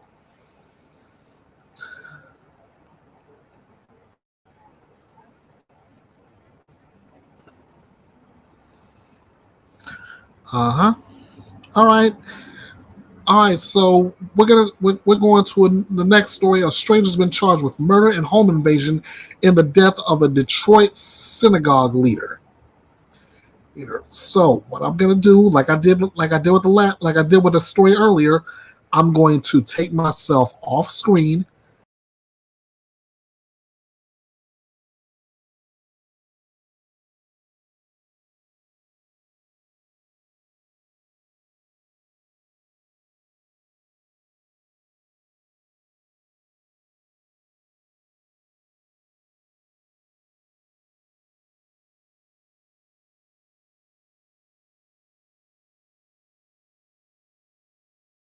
In Detroit, nearly 2 months after a synagogue leader was found murdered in her home, police finally make an arrest. Officials say the investigation suggests this was not a hate crime, but rather a botched home invasion. Scripps News Detroit has the story. After nearly 2 months of investigation, Detroit police and the Wayne County prosecutor say the man responsible for murdering synagogue leader Samantha Wool has finally been arrested, facing multiple charges, including her murder. Investigations don't usually happen in the 44-minute legal procedural type TV shows. They take time, they take attention, they take energy. The suspect, 28-year-old Michael Manuel Jackson Balonis from Detroit, does not know Wool, and it's believed he stabbed Wool in her home during a home invasion. WXYZ doesn't normally show mugshots, but we felt in this case it was in the public's interest to see who was accused of murdering Samantha Wool. Police say he is responsible for other larcenies, and according to the MDOC, he has a criminal history. He became a prime suspect after a separate arrest weeks ago. We identified him as someone in that particular area that we were curious about his actions. We were able to link him to a number of larcenies. And then when we brought him in on questioning on those larcenies, we got into some other parts of the investigation. Some concerns came up. A life filled with such meaning and passion and goodness to be taken away in such a cruel way, it shows that this world is very broken. Rabbi Asher Lopatin is one of many community leaders who knew Wool, describing her as a loving person who valued and united everyone. He says the investigation and uncertainty surrounding her death was an emotional roller coaster. everyone really wanted to know, how could someone do this and who did this? And in some ways, the answer is not going to be, we're not going to get a good answer to that, but we will hopefully be able to move on a little bit better. Wool was president of the Isaac A. Grease Synagogue downtown. While her case sparked national and international attention, police say it wasn't a hate crime. Because none of the evidence suggests that. And again, this has been consistently investigated since October the 21st. And so there's not a shred of evidence that points to the fact that this was a hate crime. While that brings some relief, Rabbi LePatin says the senselessness also brings sadness and anger, but hopes her death won't be in vain. She did value life, every person's life, and so as sad and tragic as it is, we know that we gotta redouble our efforts to get her message across and to live her message. And the charge of felony murder alone carries a life sentence without the possibility of parole. That suspect is due back in court on December 27th. In downtown Detroit, I'm Brett Cast, 7 Action News.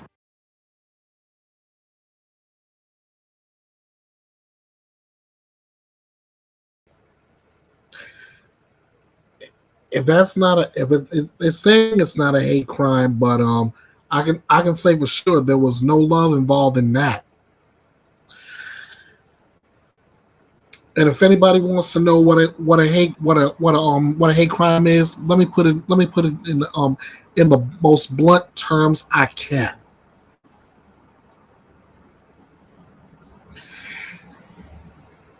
The question has always been asked: did God create? God created good and evil, right?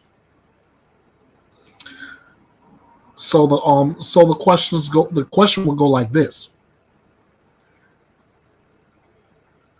did God create cold? The answer is no. Cold is the word we use in the absence of heat. Did God create darkness? Again, the answer is no. Darkness is the use in the absence of light. Did God create hate? Again, the answer is no.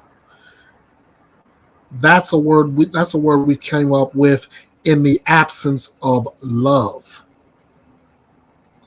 So knowing all that,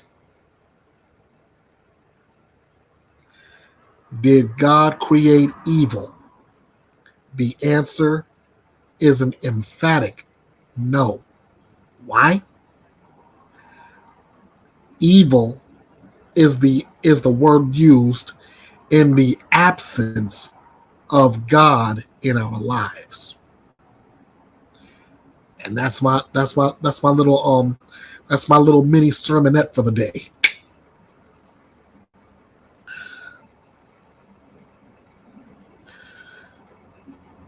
That he did, baby kisses, that he did. Made the sun to warm the earth, light for us to see, and love to share with others. Anything in the absence of that is the words we come up with. Without the light, there's darkness. Without love, there's hate. Without God, there's evil. Moving onward.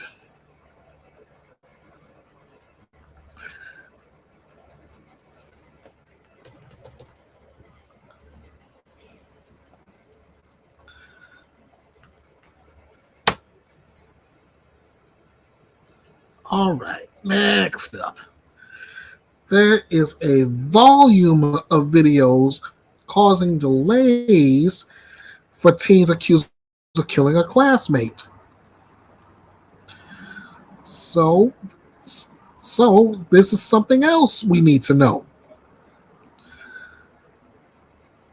2, I believe we're going to go to Ted Rollins on this. Welcome back. Time to reveal something else you need to know tonight. Let's take a look at the big board. And you may not recognize these two teens, but they are 2 of the 4 teenagers who've been charged in the beating death of a classmate in Nevada. This was that horrific case, all over some headphones and a vape. I mean, horrible case. The issue is, should they be tried as adults? We've got an update tonight as two of them are in court. Jaewon Jung from Scripps News Las Vegas has the latest for us. Two of the Rancho High teens accused of beating and killing their classmate were back in court Tuesday morning. It was supposed to be a discussion about their release from custody, but instead, the overwhelming amount of video evidence was the top concern. It's my understanding there's additional supplemental video that's going to be provided by the state. In a brief hearing Tuesday, District Court Judge Nadia Wood delayed hearings for Damian Hernandez and Gianni Robinson. The two teens face several felony charges, including second-degree murder in the death of Jonathan Lewis. Both were hoping to be released from custody, but instead... So I'm going to pass this to Thursday so that I have a chance to review the video. After court Tuesday, Chief Deputy District Attorney John Giordani told Channel 13 the amount of videos in this case is substantial. It's a matter that also came up in juvenile court during a certification hearing for 4 of the 9 suspects. I understand there's probably a lot of video. The teens ages 13 through 15 appeared virtually before family court judge Amy Maston last Wednesday. The hearing was to evaluate their possible move from juvenile to adult court, but Chief Deputy District Attorney Summer Clark asked to delay all 4 cases because of the amount of videos. We are still collecting the discovery in this case. Judge Maston delayed adult certification until January, leaving some family members of the suspects emotional.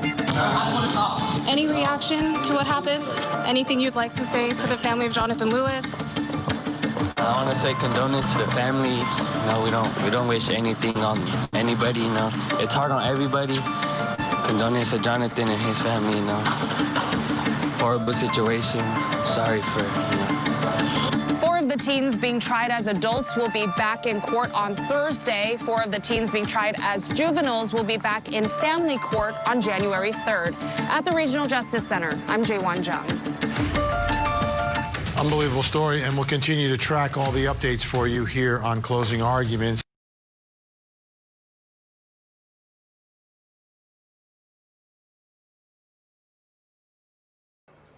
Yep, and as they continue to keep track of it, I will do the same. So whenever I get the information, you guys will get it too here at Bethea'S Byte Reloaded. Now, moving on, where we go to the Crystal Rogers investigation.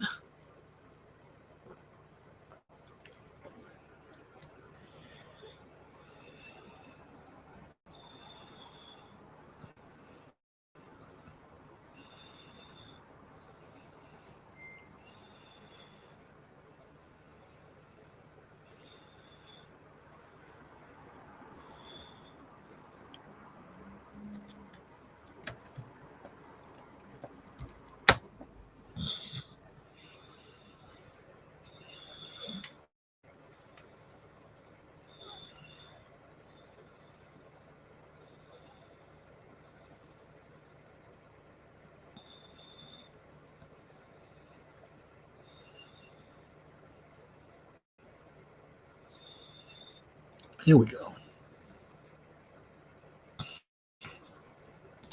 On the same day that Stephen Larson was indicted with his first charge in the Crystal Rogers case, a person who lived at the same address was indicted on account of first-degree perjury. Months before Larson was indicted on conspiracy to commit murder, he was indicted on account of tampering with physical evidence on May 24th. Also on May 24th, a woman named Rebecca Greer was indicted on perjury charges. The court records indicate that she and Lawson live at the same address, and Lawson's attorney acknowledged that Lawson's wife's name is Rebecca Greer. Court records in Greer's case list the FBI agent and special prosecutor handling the Crystal Rogers cases as handling hers as well. Both Greer's case and Lawson's tampering case were initially sealed. Greer's case was unsealed in October when the charge against her was dismissed. Lawson's tampering was unsealed earlier this month when his complicity to commit murder indictment was filed.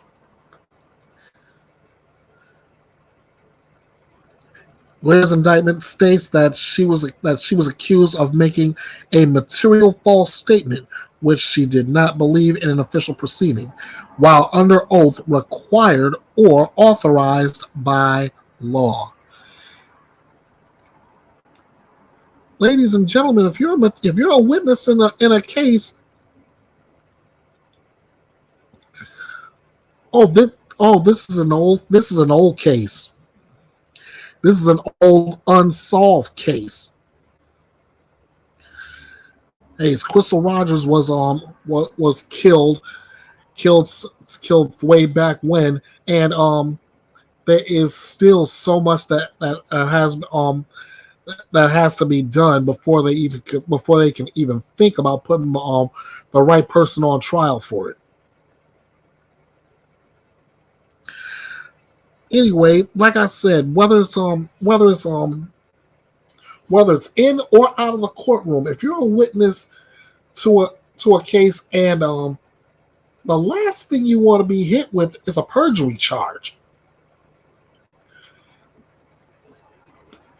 That's possible time behind bars for you anyway. All right, I got a couple more articles before I jump out of here. First off, this one is a very popular case that is about to head to court soon, and that is the case of Brian Kohlberger. Now, I was on a live stream a couple of days ago, and I'm just finding out that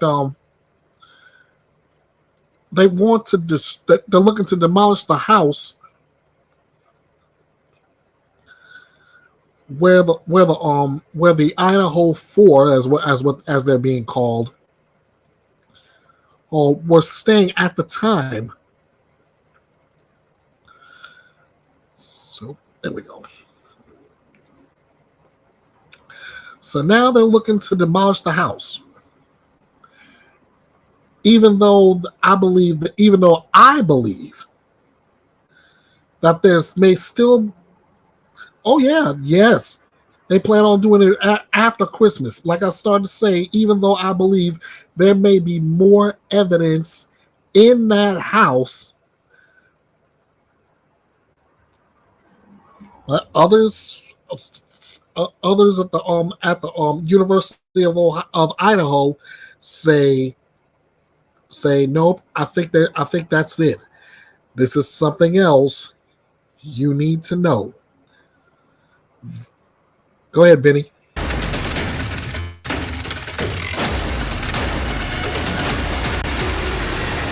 Welcome back. Time to reveal something else you need to know tonight. Let's take a look at the big board. What do we have? And this is in Idaho, in Moscow, Idaho, the house where those 4 innocent students were murdered. Well, it's now been scheduled for demolition on December 28th. The defense team is going to go in there one more time to make some measurements, etc. Prosecutors and the defense have no objection to the demolition of that home, but I want to read for you the reaction from the Gonzalez family, from their page on Facebook. So I've really been having some hard days this week. Today was especially hard because we were notified that they plan on tearing down the house on December 28th, just 3 days after Christmas. Here's the thing with the house. I get it. It's an eyesore. It makes the community and college sad. It's a house of horrors. So on and so forth. Yes, Kaylee unfortunately died in that house. But more importantly, Kaylee lived a fun, happy life in that house. So my point is, when the house is torn down, it will be a very sad day for me. Salt in a wound that never heals. There they are, folks. And I wish everyone had spoken to the families before they decided that they wanted to tear down the house 3 days after Christmas.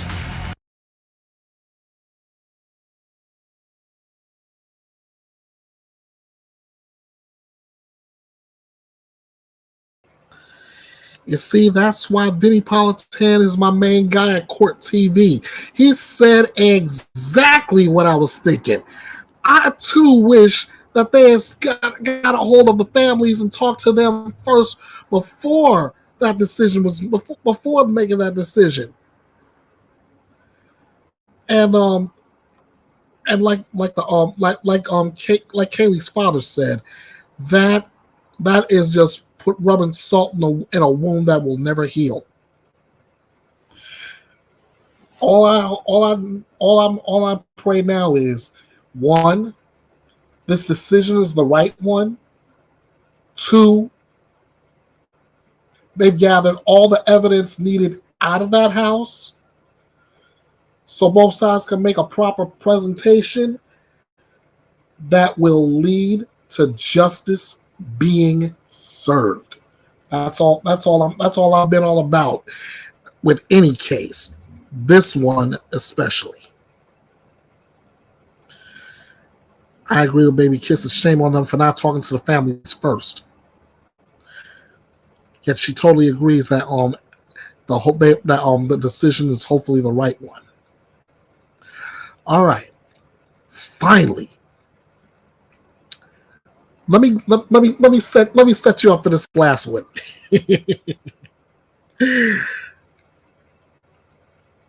You are involved in a case. Your significant other just had their case.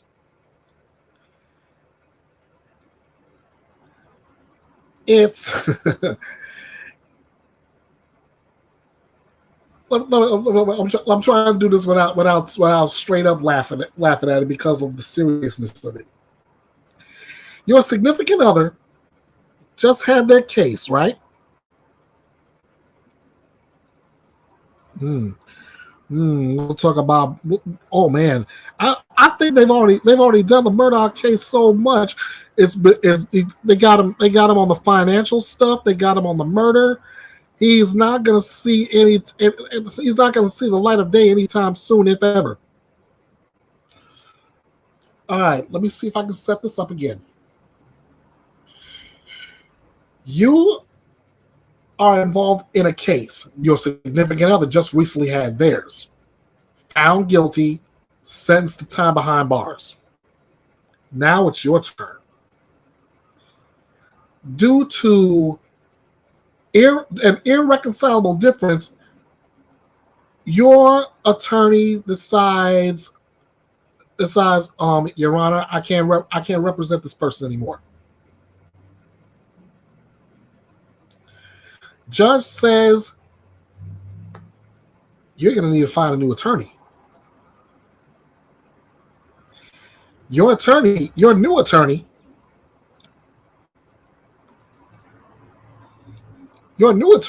needs to be ready by this date in order to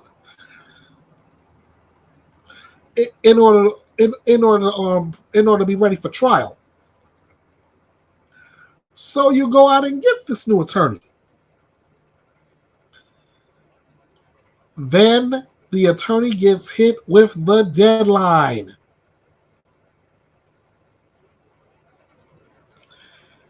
All of a sudden, basically, you just walked in the court with a new attorney, but you're walking right back out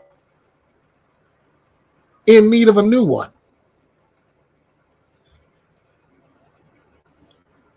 In this situation, ladies and gentlemen, your name is Tracy Ferreter.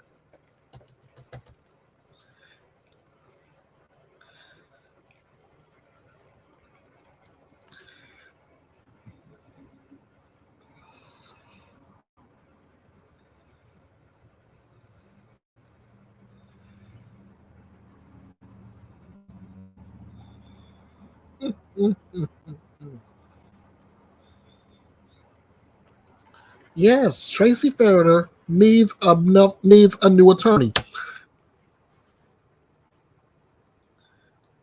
This ain't like this. I will say this though. This ain't like Susan Boone, who changes All of a sudden, I hear the start of a Katy Perry song coming to mind about Susan Boone.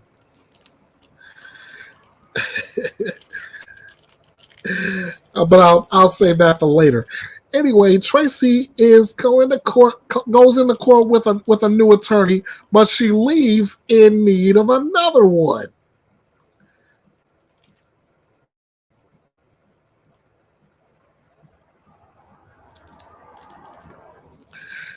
To Ted Rollins and Chanley Painter with more on this one.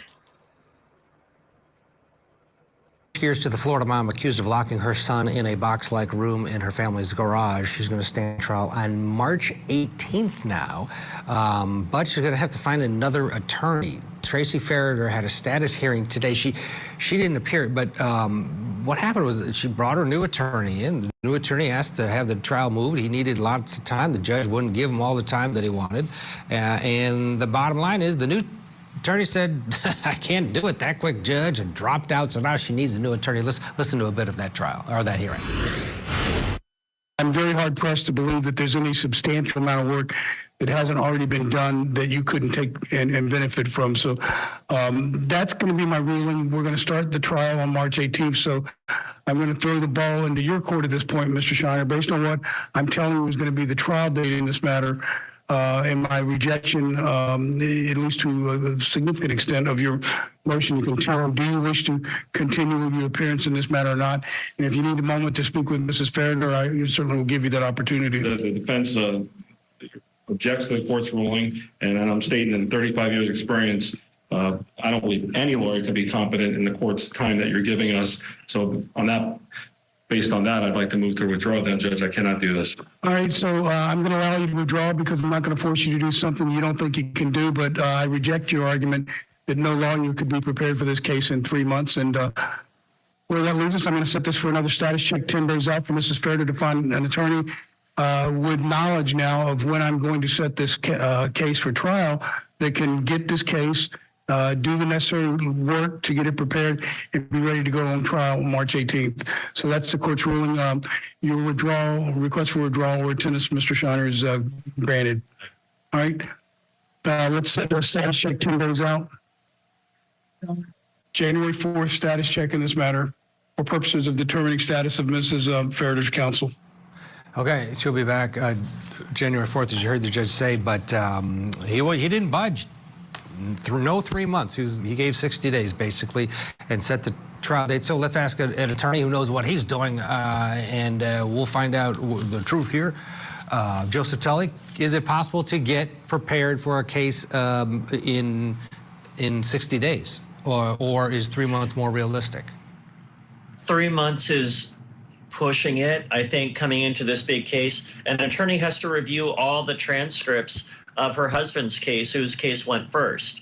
You have to go through all that. You have to get up to speed in the case.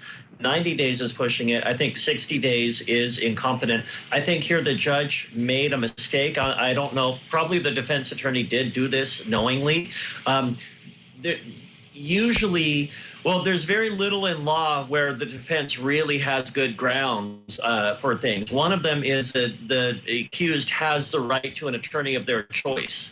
The attorney here created a great appellate record that, look, this client wanted me, I wanted the client, but because the judge wanted me to go in and do it within a time period where I would not be competent, I had to sub out. So I think there's an issue on appeal created by this today. Yeah, out of the gate, even before she goes to trial. Joseph Tully, enjoy your weekend. We really appreciate your time and expertise as always.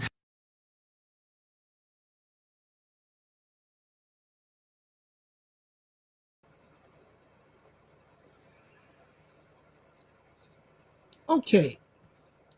Baby kisses for need a little bit of a reminder of this case. I'll just sum it up in 4 words. Boy in the box. Ring any bells now? Tim Ferreter was just recently tried and convicted and sentenced to 5 years in prison for putting his 14-year-old adopted son in a box-like structure in the garage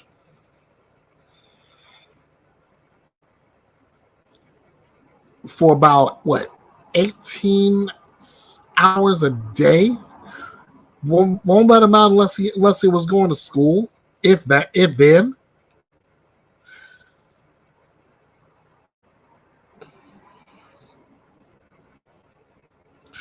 Yeah. Now it's Tracy Ferreter's turn to go before a jury trial, but she does not have a lawyer. Her first lawyer cited irreconcilable difference, so she needed a second one. The second one believes he can't get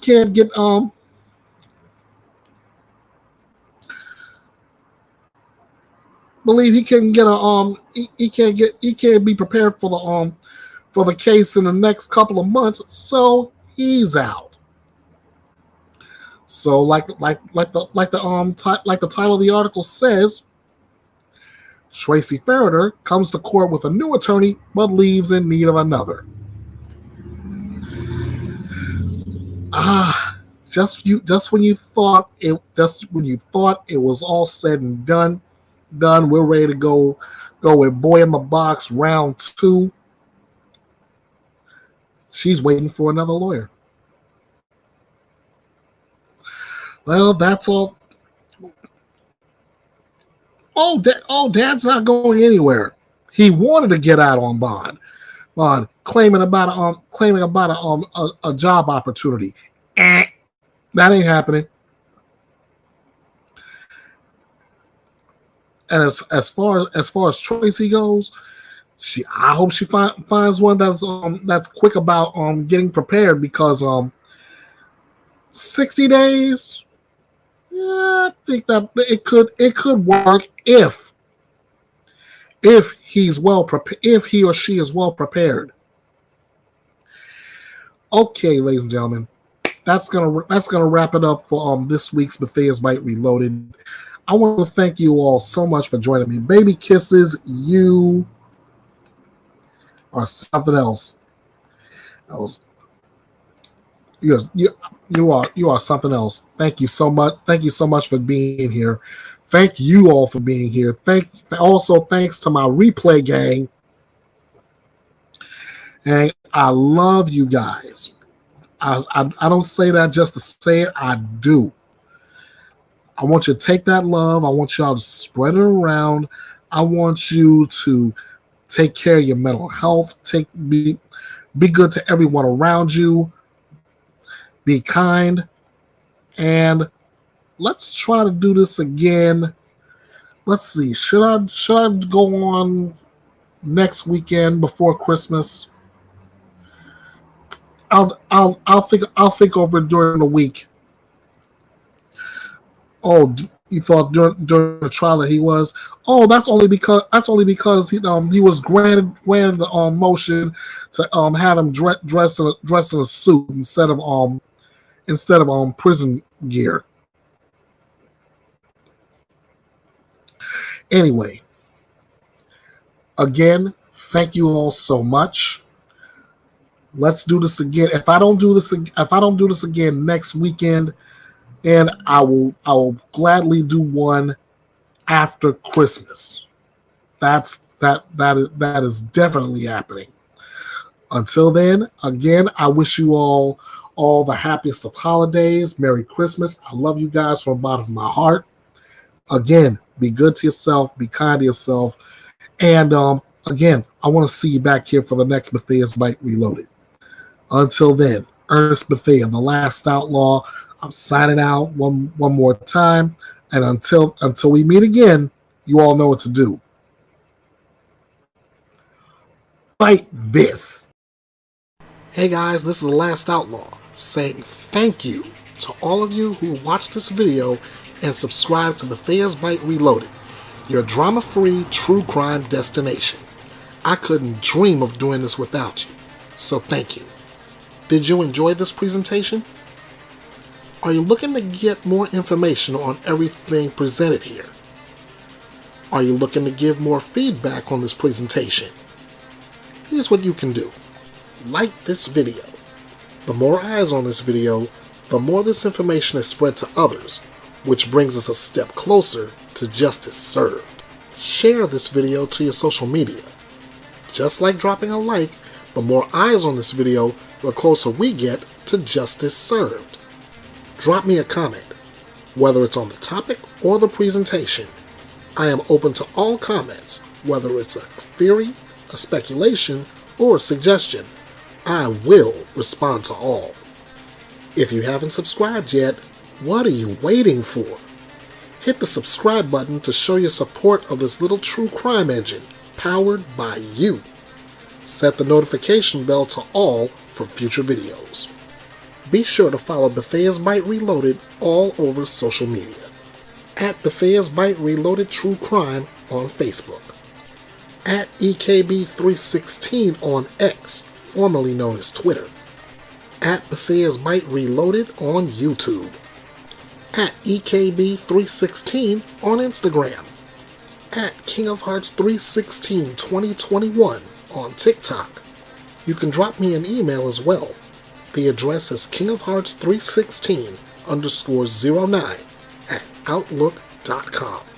This is your home for news without the drama, where your opinions matter, for lively debates, where your voice is heard, and above all else, justice served. This is Bethea'S Byte, and it's reloaded.